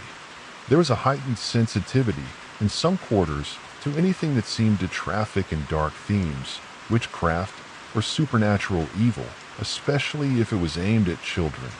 Scary Stories, with its ghosts, witches, and general atmosphere of dread, became an easy target for those already primed to see dangerous influences in popular culture. It didn't help that some of Gammell's more abstract, shadowy figures could, with a bit of imagination or paranoia, be interpreted as demonic or occultish by those looking for such things. The American Library Association, ALA, which tracks challenges to books in schools and public libraries, began to see Scary Stories to Tell in the Dark, and its sequels appear with increasing frequency on its lists of frequently challenged books. The reasons cited for the challenges were varied but often centered on a few key themes. The illustrations were too scary or disturbing. The stories dealt with topics like murder, cannibalism, and dismemberment in ways deemed inappropriate for the target age group, and some felt the books promoted occult themes or a general disrespect for authority and traditional values. Historians still argue whether the primary driver of the challenges was genuine concern for children's psychological well-being or a broader cultural anxiety about changing social norms and a perceived loss of control over children's influences. It was likely a complex mix of both. One quirky, though rather serious, aspect of book challenges is that often the challengers haven't read the entire work, or they focus on isolated passages or images taken out of context. A single Gamel illustration, viewed without the accompanying story or the broader folkloric context Schwartz provided, could indeed seem gratuitously horrifying. The books became a sort of Rorschach test themselves. Some saw harmless spooky fun and a gateway to reading, while others saw genuine psychological or spiritual danger. There wasn't much middle ground. The arguments made by those who wished to remove the books from library shelves often invoked the idea of protecting childhood innocence. They argued that children were not equipped to process such intense fear or gruesome imagery, and that exposure to such material could lead to anxiety, nightmares, and a desensitization to violence. They saw it as the responsibility of adults, parents, educators, librarians to shield children from such potentially harmful content. It's a debate that continues to this day with various forms of media. Where is the line between protecting children and sheltering them, between fostering critical thinking and imposing censorship? These early whispers of banning were a sign of a gathering storm. What started as isolated complaints would soon coalesce into a more organized and vocal opposition. The very elements that made the books iconic, Gamel's art, the unflinching nature of the tales, were now being used as evidence against them. The battle lines were being drawn between those who championed the books as valuable folklore and engaging literature, and those who saw them as a menace to young minds. And as the challenges mounted, Alvin Schwartz himself would find himself in the position of having to defend his dark, beloved creations. The quiet act of collecting and retelling old stories had unexpectedly placed him at the center of a very modern cultural skirmish. The ghosts and ghouls he'd so carefully documented were now, in a way, haunting the very institutions that had once welcomed them. The shadows were lengthening, not just in Gamel's illustrations, but over the future of the books themselves. The whispers of banning you heard in the early 1990s soon grew into a full-throated roar. What had started as localized concerns and isolated complaints about scary stories to tell in the dark escalated into a significant nationwide controversy. This wasn't just a few concerned parents anymore. It became what some have dubbed the Great Book Panic surrounding Alvin Schwartz's trilogy, a period of intense parental backlash and organized efforts to remove the books from school and public library shelves. The very series that you and so many others had clutched under the covers with a flashlight, thrilling in its terrifying tales and Gamel's nightmarish art, was now at the center of a fiery debate about childhood, fear, and censorship. It was a classic case of a beloved piece of children's culture colliding head-on with adult anxieties. The American Library Association (ALA) tracks these things, as you know, and throughout the 1990s, the Scary Stories series consistently ranked among the most challenged books in the United States. In fact, for the entire decade of 1990 to 1999, the ALA listed Scary Stories as a series as the #1 most frequently challenged set of books in the nation. Think about that. More challenged than books dealing with sexuality, race, or other hot-button social issues. What was it about these slender volumes of folklore that provoked such a powerful, sustained reaction? Two words often came to the forefront: the art and the themes. But it was Stephen Gamel's illustrations, more than anything else, that became the lightning rod for the outrage. His beautifully grotesque, deeply unsettling images were, for many parents, simply too much. They weren't just scary. They were deemed psychologically damaging, nightmarish, and profoundly inappropriate for young, developing minds. Parental groups, sometimes allied with religious organizations, began to mobilize. They would attend school board meetings armed with copies of the books, pointing to specific illustrations: the girl with spiders erupting from her face, the red spot, the leering skull of Harold the Scarecrow, the spectral, melting visage in the haunted house, as undeniable proof of the book's harmful nature. They argued that these images were not just fleetingly scary, but could cause lasting psychological distress, anxiety, and sleep disturbances in children. The argument often went, these aren't just stories. These are graphic, horrifying images that children cannot unsee. And they weren't entirely wrong about the cannot unsee part. Gamel's art had a way of burning itself into your retinas. Remember that feeling? It's a testament to his power as an artist, but was also the primary ammunition for his detractors. The themes of the stories themselves also came under fire. Tales involving murder, cannibalism, even if unwitting, like in Just Delicious, mutilation, the big toe, and vengeful spirits were seen as glorifying violence or desensitizing children to horrific concepts. Stories where the monster wasn't defeated, or where the ending was ambiguous and unsettling, were criticized for not providing a sense of closure or moral resolution. Some critics felt the books promoted a morbid fascination with death and the supernatural, or even occult practices, though Schwartz himself was a folklorist, not an occultist, and his sourcing was academic. The concern was often framed around the idea of age appropriateness. While older teens or adults might be able to process such material, it was argued that younger children, the primary audience for these books in school libraries, were simply not equipped to handle it. This period saw a rise in more organized censorship efforts across the country, not just targeting scary stories, but a range of books deemed objectionable for various reasons. There's a historical pattern to such book panics. The introduction of new media or new types of content for young people often sparks a moral backlash.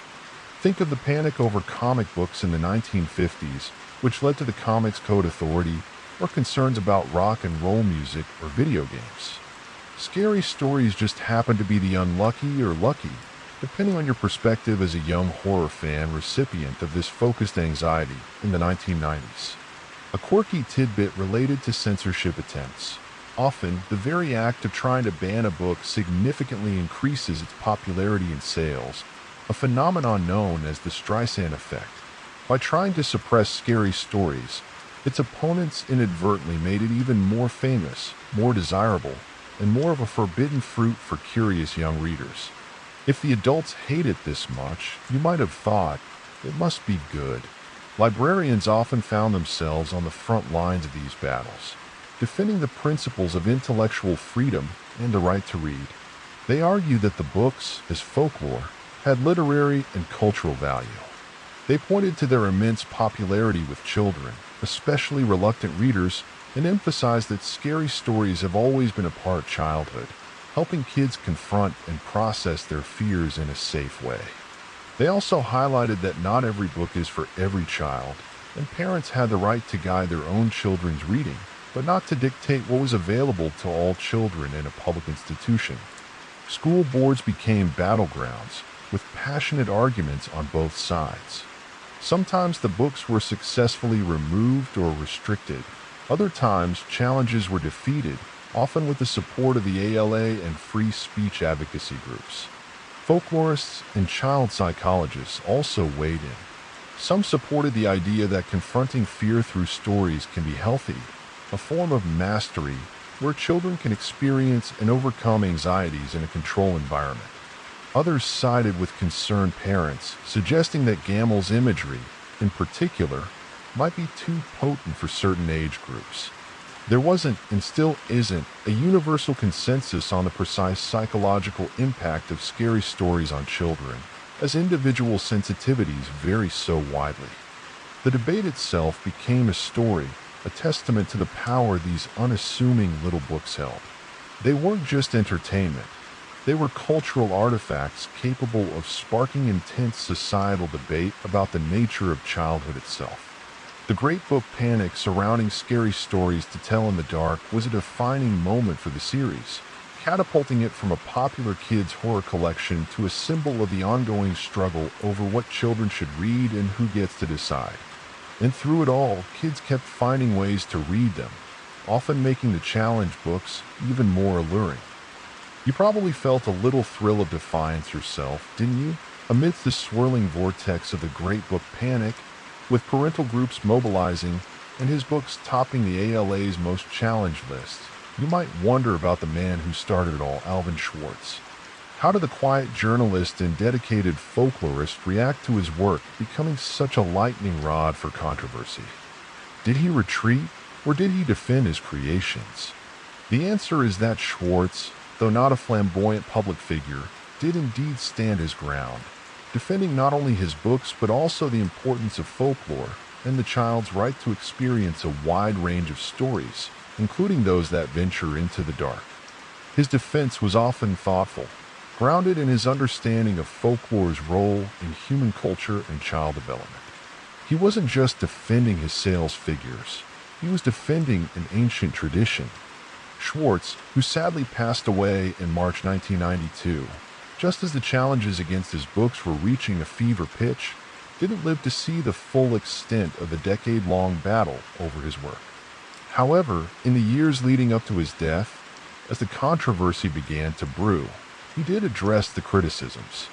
He often emphasized that the stories he collected were not his own inventions but were part of a long and rich oral tradition, tales that had been told and retold for generations. He saw himself as a conduit, a preserver of this heritage. In his introductions and author's notes, he meticulously documented his sources, pointing to the academic collections and archives from which he drew his material. This was a subtle but clear way of saying, "Don't blame me, these aren't my sick fantasies. This is what people have been telling each other for centuries." It was a scholar's defense, rooted in authenticity and tradition. He argued that scary stories, even for children, served a valuable purpose. They allowed young people to confront their fears in a safe, controlled environment. By reading about ghosts, monsters, and unsettling situations, children could experience those anxieties vicariously, process them, and perhaps even gain a sense of mastery over them. He believed that these tales, far from being harmful, could be a healthy outlet. In one interview, he reportedly said something to the effect of, "Children know that these stories are not real. They are like roller coaster rides, they're scary, but children know they will get off safely." This analogy highlights his belief in children's resilience and their ability to distinguish fantasy from reality, a capacity that some of the more alarmed critics seem to underestimate. He trusted his audience, which is often a hallmark of the best children's authors. Schwartz also pointed out the universality of these tales. Versions of the stories he collected could be found in cultures all over the world. This, he argued, suggested that they tapped into fundamental human anxieties and experiences. They weren't just American nightmares, they were human nightmares, part of our shared psychological landscape. By presenting them, he was offering a window into this collective consciousness. The fear of the dark, the unknown, the uncanny, these are not modern inventions, and neither are the stories that explore them. The ancient Greeks told terrifying myths. Medieval Europeans had their share of gruesome folktales, but every culture has its bogeyman. Schwartz was simply continuing this lineage. He might have pointed out that even the seemingly benign fairy tales collected by the Brothers Grimm, in their original, unsanitized versions, contained a fair amount of violence and horror. Cinderella's stepsisters mutilating their own feet. Anyone. Talk about body horror. Moreover, Schwartz championed the idea that children have a right to experience a full range of emotions and narratives, not just those that are comforting or reassuring. He understood that the world can be a scary place, and that stories can help children make sense of that, even if those stories are themselves frightening. He wasn't advocating for traumatizing children, but for allowing them access to narratives that acknowledge the darker, more unsettling aspects of life and imagination. Historians still argue whether shielding children from all forms of fictional fear is ultimately beneficial, or if it leaves them less prepared to cope with real-world anxieties.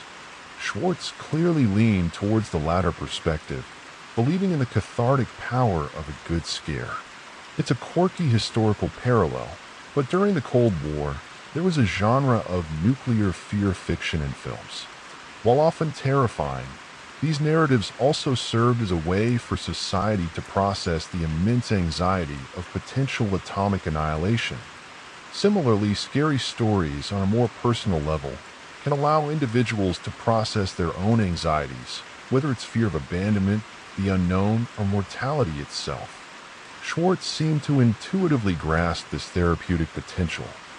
His defense wasn't always loud or confrontational. It was often embedded in the way he presented his work and in the interviews he gave. He let the stories and their long history speak for themselves.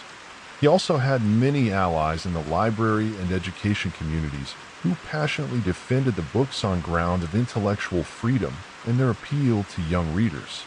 These defenders echoed many of Schwartz's points, emphasizing the book's literary merit, their basis in folklore, and their ability to engage even the most reluctant readers.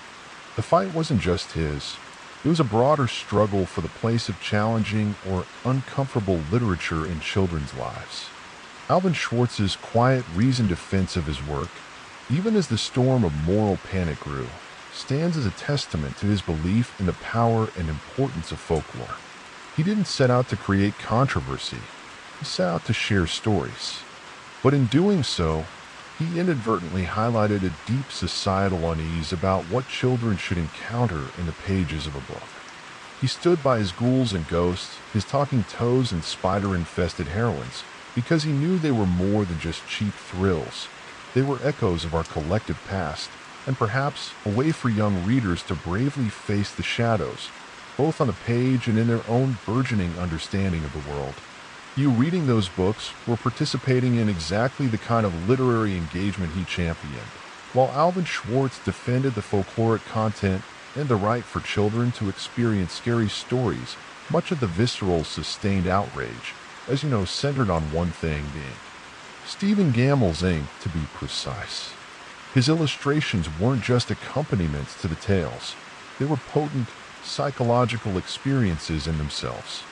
We need to delve deeper into the unique power of these images, the ink that scars, or at least, the ink that seared itself so indelibly into the collective memory of a generation that even now, decades later, a mere mention of that picture from Scary Stories can evoke an immediate visceral reaction. What was it about Gammell's art that gave it such lasting, disturbing power? It begins with his masterful use of ambiguity, which we've touched upon. Unlike many illustrators who aim for clarity and definition, Gammell embraced the indistinct, the suggestive. His creatures and specters often seem to be coalescing from or dissolving into shadow. A wisp of ink could be hair or smoke or a grasping tendril, or just a random, unsettling smudge. This lack of concrete form is terrifying because it forces your brain to try and make sense of it, to fill in the gaps. And what your own imagination conjures in those shadowy spaces is often far more personalized and potent than anything an artist could explicitly draw. It's the visual equivalent of hearing a strange noise in an empty house. The not knowing is the worst part. Gammell understood that the most effective monsters are the ones that feel like they crawled out of your subconscious, not just his. This is a principle well understood in horror cinema too. Think of how much scarier early depictions of the shark in Jaws were when you barely saw it, compared to a fully revealed monster. Then there's the texture. Gammell's art feels tangible, even though it's just ink on paper. His lines are rarely clean or smooth. They are scratchy, broken, blotchy. He created a sense of decay, of dampness, of things desiccated or rotting. You look at Harold the Scarecrow, and you can almost feel the rough burlap, the dry straw, the faint, musty odor. You see a Gammell ghost, and it seems to trail cobwebs and grave dust. This tactile quality makes the images more immersive and, therefore, more unsettling. It bypasses the purely visual and taps into other sensory expectations, creating a richer, more disturbing experience. Art historians often speak of the impasto technique in painting, where paint is laid on thickly, creating a textured surface. Gammell achieved a similar effect with ink, making his blacks feel deep and velvety. his grays like ash or fog, the eyes. Oh, the eyes in Gamel's illustrations. They are rarely normal. Often, they are hollow sockets, conveying a sense of emptiness and death, or they are tiny, malevolent pinpricks of light in a vast darkness, suggesting a predatory intelligence. Sometimes they are wide, staring, and utterly mad, reflecting an unbearable horror. The eyes are said to be the windows to the soul, and Gamel's eyes either show you a soul that is long gone, terrifyingly present, or completely shattered. This focus on expressive, often horrifying, eyes is a classic artistic technique for conveying emotion and character, but Gamel pushed it to an extreme, making the gaze of his creatures a direct conduit for fear. There's a quirky old superstition, the evil eye, found in many cultures, believing that a malevolent glare can cause misfortune. Gamel's illustrations often felt like they were giving you a full-blown evil stare from the page. His distortion of the human form is another key element. Faces melt, limbs elongate or contort into impossible angles, bodies appear skeletal or bloated. This taps into our innate understanding of what a human body should look like, and the violation of that norm is deeply unnerving. It's the essence of the uncanny valley. The uncanny valley, a concept from robotics and aesthetics, describes the feeling of unease or revulsion we experience when something looks almost, but not quite human. Gamel was a master of plunging his figures deep into this valley. His humans often look like they are on the verge of becoming something else, something monstrous, or like they are already in a state of decay. This is profoundly disturbing because it blurs the line between us and them, the familiar and the terrifyingly alien. The sense of movement or arrested movement in his art is also powerful. Even static images often feel charged with a terrifying potential energy. A ghostly figure might be frozen mid-lunge. A creature might be paused just before it strikes. This creates a sense of unbearable tension, as if the horror is about to leap off the page. He used flowing, wispy lines to suggest spectral movement, or stark, angular forms to imply a jerky, unnatural gait. Think of the illustration for The Thing from the first book, with its shambling, relentless approach. You can almost hear its flop, flop, flop footsteps. Folklorists and psychologists might argue that Gamel's art tapped into archetypal fears, the fear of the dark, of death, of bodily violation, of the unknown other. His images are like visual representations of these primal anxieties, rendered with an emotional intensity that bypasses rational thought and hits you straight in the amygdala, the fear center of your brain. He wasn't just drawing monsters, he was drawing fear itself. The way his ink bleeds and spiders across the page can even mimic the spread of decay or the insidious crawl of something unseen.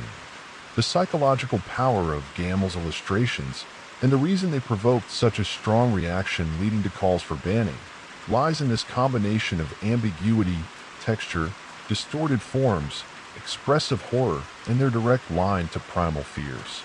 They didn't just illustrate scary stories, they amplified them, often becoming more memorable and more terrifying than the text itself. They were, in a sense, too effective. They did their job of scaring you, perhaps better than any other illustrations in children's literature before or since. That ink didn't just stain the page, it stained the imagination. And those stains, as you well know, are remarkably hard to wash out. They linger, a testament to an artist who truly understood how to draw the dark. The ink from Stephen Gamel's pen had, as you now understand, left an indelible mark on a generation.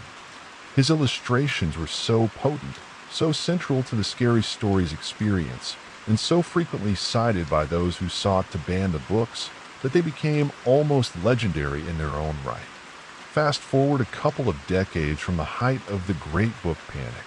The original books with Gamel's art were still out there, still being discovered by new waves of thrill-seeking kids, often as cherished, slightly battered hand-me-downs or coveted library finds. But then, in 2011, to mark the 30th anniversary of the first book's publication, HarperCollins made a decision that sent ripples of astonishment and for many dismay through the devoted fan base. They reissued the entire trilogy with brand new illustrations by a different artist, Brett Helquist. The question on everyone's lips was, were we about to witness a gentler terror? Brett Helquist is a talented and well-respected illustrator, known for his distinctive work on Lemony Snicket's A Series of Unfortunate Events, another beloved series with a gothic sensibility and a dedicated following. His style is characterized by a kind of quirky, Victorian-esque charm, with expressive characters and detailed, atmospheric settings. He's certainly capable of conveying spookiness and melancholy. However, his aesthetic is fundamentally different from Gamel's raw, nightmarish, and abstract horror. Where Gamel's art was visceral and almost primal, Helquist tends to be more narrative, more defined, and dare we say, more controlled. It's like replacing a Hieronymus Bosch painting with a Charles Addams cartoon. Both have their merits, both can be wonderfully macabre, but they evoke entirely different feelings. The publisher's decision was likely motivated by a desire to make the series more palatable to a wider audience, perhaps to circumvent the ongoing controversies and challenges that had plagued the Gamel editions for years. By softening the visual impact, they might have hoped to introduce Schwartz's tales to a new generation of readers without alarming their parents or school librarians quite so intensely. It was, from a commercial standpoint, arguably a savvy move. From the perspective of longtime fans who grew up with Gamel's ink seared into their souls, it felt like a betrayal, a sacrilege, like someone had decided to remake The Exorcist as a PG-rated comedy. The outrage, particularly online, was immediate and vocal. They defanged it. It's not the same. Where are my nightmares? Comparing the two artists' interpretations of the same stories is a fascinating exercise in understanding how much visuals contribute to the experience of horror. Take Harold, for instance. Gamel's Harold is a lumpy, leering, almost elemental horror, his discarded skin a truly gruesome spectacle. Helquist's Harold is certainly creepy, a more traditionally rendered scarecrow with stitched features and an undeniable air of menace, but he doesn't inspire that same level of visceral dread. He's more clearly a thing, an object, albeit a very scary one. Gamel's Harold felt like he could have been conjured from the very earth and your worst anxieties. Or consider The Red Spot. Gamel's depiction is a masterpiece of body horror. The spider's almost liquid. The girls face a mask of agony. Helquist's version is unsettling, showing the girl's distress in the emerging spiders, but it's more explicit, less abstractly horrifying. The spiders are clearly spiders. The horror is more on the surface, less in the primal, gut-wrenching depths Gamel plumbed. This isn't to say Helquist's illustrations are bad. They are professionally done, atmospheric, and often quite spooky in their own right. For a child encountering scary stories for the first time through the Helquist editions, they would likely still find them frightening and engaging. The tales themselves, after all, are potent. But for those who knew the originals, the Gamel editions, the new art simply couldn't replicate that unique lightning-in-a-bottle terror. It lacked the ambiguity, the raw emotional power, the sheer unadulterated nightmare fuel that Gamel had provided. The new editions felt tamer, safer, more appropriate, perhaps by some standards, but also less impactful, less memorable in that uniquely scarring way. The controversy over the new illustrations reignited discussions about the nature of fear in children's literature and the role of challenging material. Some argue that the new editions were a positive step, making the stories accessible to more sensitive children who might have been overwhelmed by Gamel's art. They might have seen it as a responsible choice by the publisher. Others saw it as a capitulation to censorship, a dilution of a classic for commercial reasons. Folklorists and literary critics might debate whether the text, Schwartz's stories, can truly be separated from its original, iconic visual interpretation when that interpretation has become so culturally significant. Is scary stories without Gamel still scary stories in the same way? For many, the answer was a resounding no. A quirky historical parallel. Think of how classic Disney animated films often significantly soften the sometimes very dark source material of fairy tales by Hans Christian Andersen or the Brothers Grimm. While beloved, these Disney versions are very different from the original tales. The Hellquist editions of scary stories felt like a similar kind of adaptation, still rooted in the original, but with the sharper, more disturbing edges sanded down for broader appeal. It's a common practice in the adaptation of cultural products, but it always risks alienating the purists. The outcry from fans was significant enough that it eventually had an impact. While the Hellquist editions are still available, HarperCollins, likely recognizing the enduring demand and the cultural cachet of the originals, did eventually reissue the books with Gamel's artwork restored in later printings. This was seen as a major victory by longtime fans, a validation of Gamel's artistic importance and the unique terror he brought to the series. It was a rare case of fan sentiment arguably influencing a major publisher's decision. The episode of the Gentler Terror edition serves as a powerful reminder of how deeply intertwined Gamel's art was with the identity of the Scary Stories series. It showed that you couldn't just swap out the illustrations and expect the same experience. The fear Gamel evoked was specific, unique, and for a whole generation, absolutely formative. The attempt to create a less frightening version, while perhaps well-intentioned from a certain perspective, ultimately highlighted just how irreplaceable those original, beautifully terrifying drawings truly were. You can put a new coat of paint on a haunted house, but it doesn't change the ghosts that linger within, especially when those ghosts are drawn by Stephen Gamel. The controversy over the new illustrations and the eventual return of Gamel's iconic artwork to new printings speaks volumes about the enduring legacy of the Scary Stories to Tell in the Dark series. We're talking about decades of dread here, a cultural impact that stretches far beyond the initial publication dates in the 1980s and early 90s. These books didn't just scare a generation, they became a cherished, if terrifying, part of their childhood, a shared cultural touchstone passed down like the folkloric tales they contained. You probably have your own story of encountering them, a specific Gamel illustration that still gives you a faint shiver, a tale you nervously recounted at a sleepover. That personal connection, multiplied by millions, is the heart of their lasting power. The nostalgia factor is, of course, immense. For those who grew up in the 80s and 90s, these books are often intertwined with memories of discovery, of illicit late-night reading, of daring friends to look at that one picture. They represent a certain kind of childhood experience, one that perhaps felt a little more dangerous, a little less sanitized than the carefully curated content often presented to kids today. In an era before ubiquitous internet access, these books were a primary source for truly unsettling horror aimed at a young audience. They felt like a secret handshake, a password into a club of kids who weren't afraid to be afraid. This nostalgia isn't just a wistful longing for the past. It's a testament to the profound impact these stories and images had on developing imaginations. You remember the feel of the book, the smell of the pages, the specific thrill of turning to your favorite or most dreaded story. This nostalgia has fueled a vibrant online fandom that continues to thrive.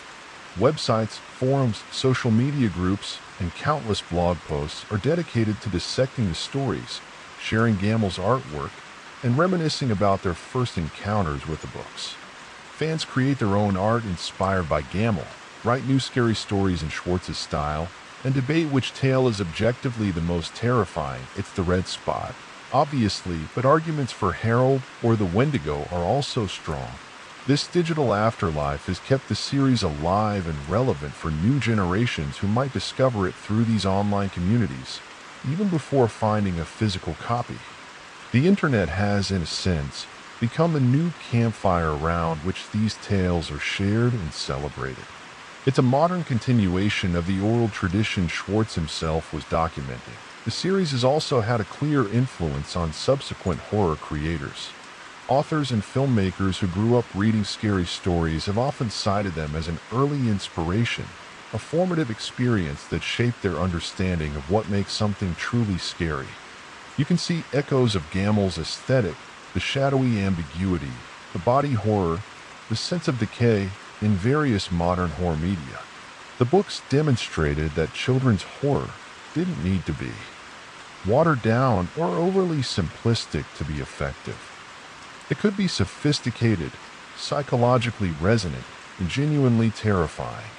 This legacy is seen in the willingness of contemporary creators to explore darker, more complex themes in young adult and even middle-grade fiction and film.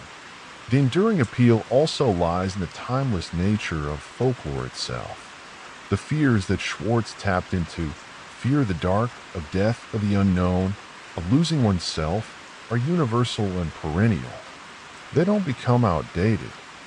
While some of the cultural references in the urban legend type stories might age, landline phones, specific car models, the core anxieties remain potent. A good ghost story is always a good ghost story. The fact that many of these tales had already been around for centuries before Schwartz collected them is proof of their staying power. He simply gave them a new, compelling package for a modern audience. Historically, folktales have always adapted to new contexts. A story once told about a haunted forest path might be retold today about a deserted highway rest stop. The Scary Stories series is part of this continuous evolution. One quirky tidbit about enduring cultural impact. Sometimes things become famous for being controversial. The very attempts to ban scary stories undoubtedly contributed to their mystique and longevity. Being the most challenged book of a decade is a badge of honor in some circles, a guarantee of edginess that makes curious readers even more determined to seek it out. The whiff of the forbidden is a powerful attractant, especially for young people. The books became a symbol of resistance to censorship, a quiet act of rebellion you could hold in your hands. The debate about age appropriateness also continues to keep the books in discussion. As new parents encounter the series, often with fond memories from their own childhood, they might grapple with whether to introduce them to their own kids, and at what age. This intergenerational conversation keeps the books alive, prompting fresh considerations of their impact. It also raises questions about how perceptions of childhood and what children can handle have changed over the decades. Are kids today more or less sensitive than you were? It's a topic ripe for discussion around modern digital campfires. Ultimately, the decades of dread fostered by scary stories to tell in the dark are a testament to a perfect storm of elements. Alvin Schwartz's masterful curation of potent folklore, Stephen Gammel's uniquely terrifying artistic vision, and the universal human fascination with fear. These books didn't just offer fleeting scares. They offered a deeper connection to the ancient art of storytelling, to shared anxieties, and to the thrilling, shivery pleasure of confronting the darkness, even if only on the page. Their continued popularity, the nostalgia they evoke, and the discussions they still generate prove that some stories, especially the scary ones, are truly timeless. They become part of our personal and cultural DNA, whispering to us from the shadows long after we've grown up. You still check under your bed sometimes, don't you? Just a little decades of dread, a thriving online fandom, and an undeniable cultural imprint. The Scary Stories to Tell in the Dark series had clearly transcended its humble origins as a collection of folkloric tales for children. With such enduring popularity and iconic, terrifying imagery, it was perhaps inevitable that Hollywood would eventually come knocking, seeking to translate those beloved shadows from the page to the silver screen. The journey of adapting these stories for film, however, was a long and winding one, fraught with the typical challenges of bringing cherished literary properties to life, especially ones so dependent on a unique artistic vision and the power of individual imagination. You might have heard whispers and rumors for years, hoping, perhaps with a touch of trepidation, to see Gammel's nightmares writ large. The idea of a Scary Stories movie had been floating around for a while. For years, Fans had speculated about what such an adaptation would look like. How could any filmmaker possibly capture the singular horror of Stephen Gammell's illustrations? Would they even try? Or would they opt for a more conventional horror movie aesthetic? The challenge was immense. The books aren't a single linear narrative. They are an anthology of short, disconnected tales. This structure, while perfect for campfire storytelling or bedtime reading, if you're brave, is notoriously difficult to translate into a cohesive feature film. Would it be an anthology film like Creepshow or Trick or Treat? Or would they attempt to weave various stories into a larger, overarching plot? These were the questions that fans and potential filmmakers alike wrestled with. In the early 2010s, momentum began to build more seriously. CBS Films acquired the rights, and for a time, writers Patrick Melton and Marcus Dunstan, known for their work on the Saw franchise, were attached to pen the script. This news raised a few eyebrows. Their previous work was known for a much more graphic, visceral style of horror than the atmospheric dread of scary stories. Would they lean into gore, or would they capture the more psychological, folkloric terror of the source material? It highlighted the central dilemma. How do you translate Gammell's suggestive, shadowy horror into the explicit medium of film without losing its unique power, or conversely, making it too tame or too gratuitously gory? Then, in 2016, a name entered the project that sent waves of excitement and cautious optimism through the fanbase: Guillermo del Toro. The visionary director of films like Pan's Labyrinth and The Shape of Water, known for his love of monsters, practical effects, and dark fairy tale aesthetics, signed on as a producer and co-writer of the story. This felt like a potential match made in heaven, or perhaps a beautifully creepy corner of hell. Del Toro's own artistic sensibilities seemed to align perfectly with the spirit of scary stories. He understood the beauty in the grotesque, the power of myth, and the importance of creature design. His involvement gave the project a significant boost in credibility and artistic promise. He publicly stated his admiration for Gammell's original illustrations, calling them iconic, which was music to the ears of longtime fans. This was a filmmaker. Who got it? The actual directing duties eventually fell to André Øvredal, a Norwegian filmmaker who had impressed horror audiences with his found-footage monster movie Troll Hunter and the atmospheric supernatural thriller The Autopsy of Jane Doe. Øvredal, working closely with Del Toro, seemed like a strong choice to bring the necessary visual flair and commitment to creature-centric horror. The plan that emerged was to create a narrative framework that would allow several of Schwartz's most famous tales and Gammell's accompanying creatures to be woven into a single period-set story. The film will be set in 1968, a time of social upheaval and, fittingly, the twilight of the drive-in, small-town America era that felt right for these kind of legends. The crucial challenge, as always, was the monsters. How do you bring Harold the Scarecrow, the Jangly Man, a composite creature inspired by several stories and Gammell images, the Pale Lady from The Dream, or the spiders from The Red Spot to life? The filmmakers made a commitment to using practical effects as much as possible, a decision widely praised by fans and critics tired of over-reliant CGI monsters. This dedication to tangible, physical creatures, often enhanced with subtle digital touches, was key to capturing something of Gammell's unsettling aesthetic. Spectral Motion, a renowned creature effects studio, was brought on board to realize these nightmares in 3 dimensions. The designs aimed to be faithful to Gammell's drawings, translating his wispy, distorted forms into something that could exist and terrify on screen.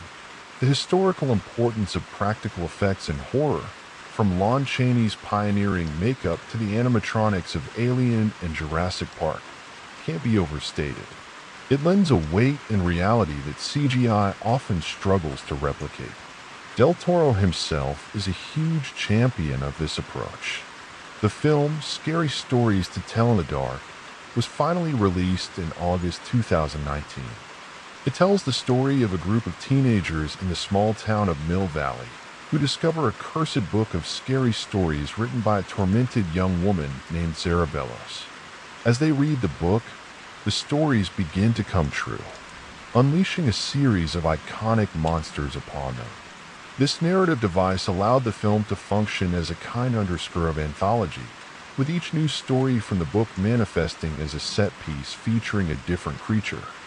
You got to see Harold lumbering through a cornfield, the pale lady silently gliding down a red-lit corridor, and the truly horrifying jangly man contorting his way into a chimney. Reception was generally positive, particularly for the creature designs and the commitment to Gammel's visual style. Many critics and fans felt it successfully captured the spirit of the books, delivering genuine scares while respecting the source material. There were, of course, debates about which stories were included or excluded, and how faithfully certain elements were adapted. A quirky behind-the-scenes tidbit: apparently there was much discussion about how to depict the spiders from the red spot in a way that was terrifying but wouldn't push the film into an R rating, as they were aiming for a PG-13 to reach a younger audience, much like the books themselves. It's a delicate balance, trying to be scary enough for the fans but not too scary for the target demographic, or the MPAA. The journey from beloved, controversial book series to feature film was a long one, but for many, the result was a loving, if inevitably imperfect, tribute. It introduced Schwartz's tales and Gammel's horrors to a new generation and gave longtime fans the thrill of seeing those ink-stained nightmares move and breathe. The shadows on the screen prove that the power of these stories and the images they conjure remains undiminished, ready to crawl out of the dark and into your imagination, whether from the page or the glowing screen. We've journeyed through the yellowed, ink-stained pages of Alvin Schwartz's iconic trilogy, faced the unforgettable horrors conjured by Stephen Gammel's pen, weathered the storms of controversy, and even seen those chilling tales leap from the page to the silver screen. As our digital campfire begins to burn a little lower, you might find yourself pondering a simple yet profound question. Why? Why do these stories, these images, these particular books continue to hold such a powerful grip on our collective imagination? Why do we still shiver decades later at the mere thought of Harold, a pale lady, or a swarm of spiders emerging from a seemingly innocent blemish? The answer, like the best of Schwartz's tales, is layered, a little mysterious, and deeply rooted in what it means to be human. At its core, the enduring appeal of scary stories to tell in the dark lies in its masterful tapping of primal fears. Schwartz, the dedicated folklorist, wasn't just collecting random spooky anecdotes. He was curating narratives that resonated with anxieties as old as humanity itself. The fear of the dark, the unknown, death, disfigurement, the uncanny, the other, these are not fleeting concerns tied to a specific era. They are universal constants. The stories give these abstract fears a tangible form, a face, however grotesque and melting, a narrative. And in naming our fears and giving them a story, we gain a certain, albeit limited, power over them. It's the same impulse that made ancient civilizations create elaborate mythologies filled with gods and monsters, a way to make sense of a chaotic and often terrifying world. The Roman Empire, for example, had its lemurs, malevolent spirits of the dead that were ritually appeased during the festival of Lemuria. Giving these anxieties a name and a ritual, or in our case, a story, makes them something that can be confronted, even if only symbolically. Then there's the unique and undeniable power of Stephen Gammel's illustrations. As we've explored, his art wasn't merely illustrative, it was transformative. He didn't just show you a monster, he made you feel the dread, the revulsion, the creeping horror. His ambiguous, shadowy, and viscerally textured style burrowed deep into the subconscious, leaving an indelible mark. For many readers, Gammel's images became the definitive versions of these folkloric horrors, often overshadowing the text itself. This perfect, if unsettling, marriage of Schwartz's spare prose and Gammel's phantasmagoric art created an experience that was far more potent than either could have been alone. It was a lightning-in-a-bottle collaboration that defined childhood terror for a generation. The communal aspect of these stories also plays a significant role in their longevity. The very title, Scary Stories to Tell in the Dark, is an invitation, a call to share. These books were, and still are, social objects.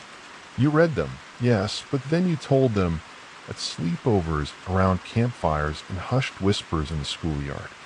This act of sharing, of experiencing fear together, creates a powerful bond. It's a rite of passage, a shared secret, a collective braving of the dark. In a world that often feels increasingly fragmented, these shared cultural experiences, even if they involve being terrified together, become all the more valuable. Folklorists still argue whether the primary social function of telling scary stories is to entertain, to educate as cautionary tales, or to reinforce group cohesion by facing a symbolic threat together. With scary stories, it was likely all three. Nostalgia, as we've discussed, is a powerful force. For those who grew up with these books, they evoke a specific time, a specific feeling, that delicious thrill of being scared in a safe context. Revisiting them as an adult can be a way of reconnecting with that younger self, with a sense of wonder and perhaps a touch of that childhood vulnerability. But it's not just nostalgia for the past. It's an appreciation for the craftsmanship, for the way these stories were told, for the artistry that went into them. You recognize, perhaps even more so as an adult, the skill involved in creating such enduring terror. The controversies surrounding the books, paradoxically, also contribute to their lasting fame. The attempts to ban them, the parental outrage, the debates about age appropriateness, all of this solidified their status as forbidden fruit, making them even more alluring to curious young readers. Being told you shouldn't read something is often the best possible advertisement. It imbued the books with a certain cultural cachet, a rebellious edge. They weren't just scary, they were dangerous, and that made them irresistible.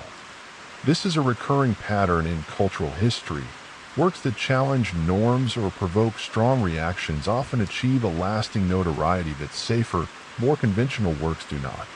Think of the initial outcry against rock and roll or impressionist painting.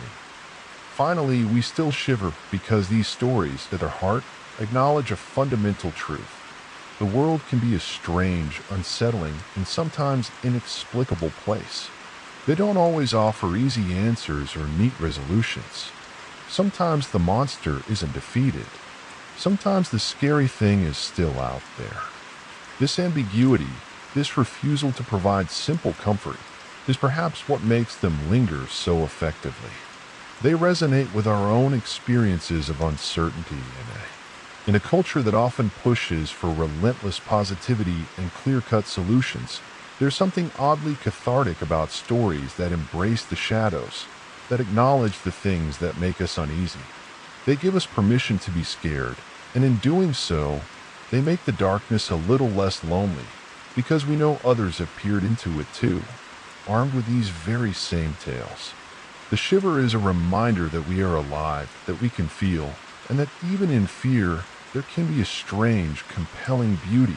The fire now is mostly embers, casting a soft, warm glow.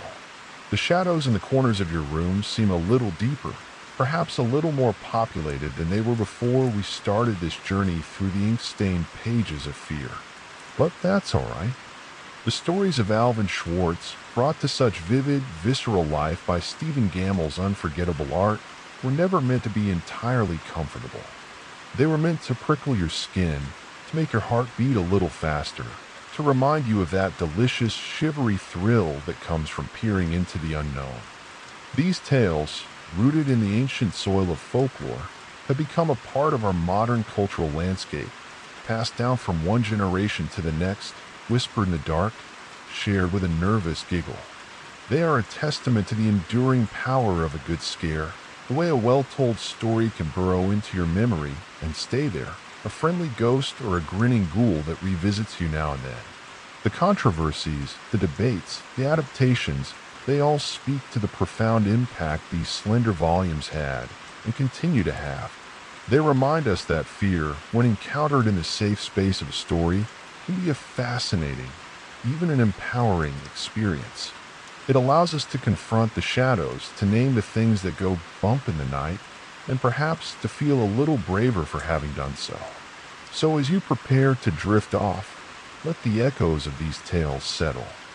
Maybe Harold will stay in his cornfield tonight. Maybe the pale lady will glide past your door without stopping. And perhaps those tiny spiders will remain just a figment of Gamel's brilliant, terrifying imagination. The night is quiet now. The stories have been told. Allow the gentle hum of your fan or the silence of your room to lull you into a peaceful rest. The darkness holds many things, but tonight, let it hold only tranquility for you.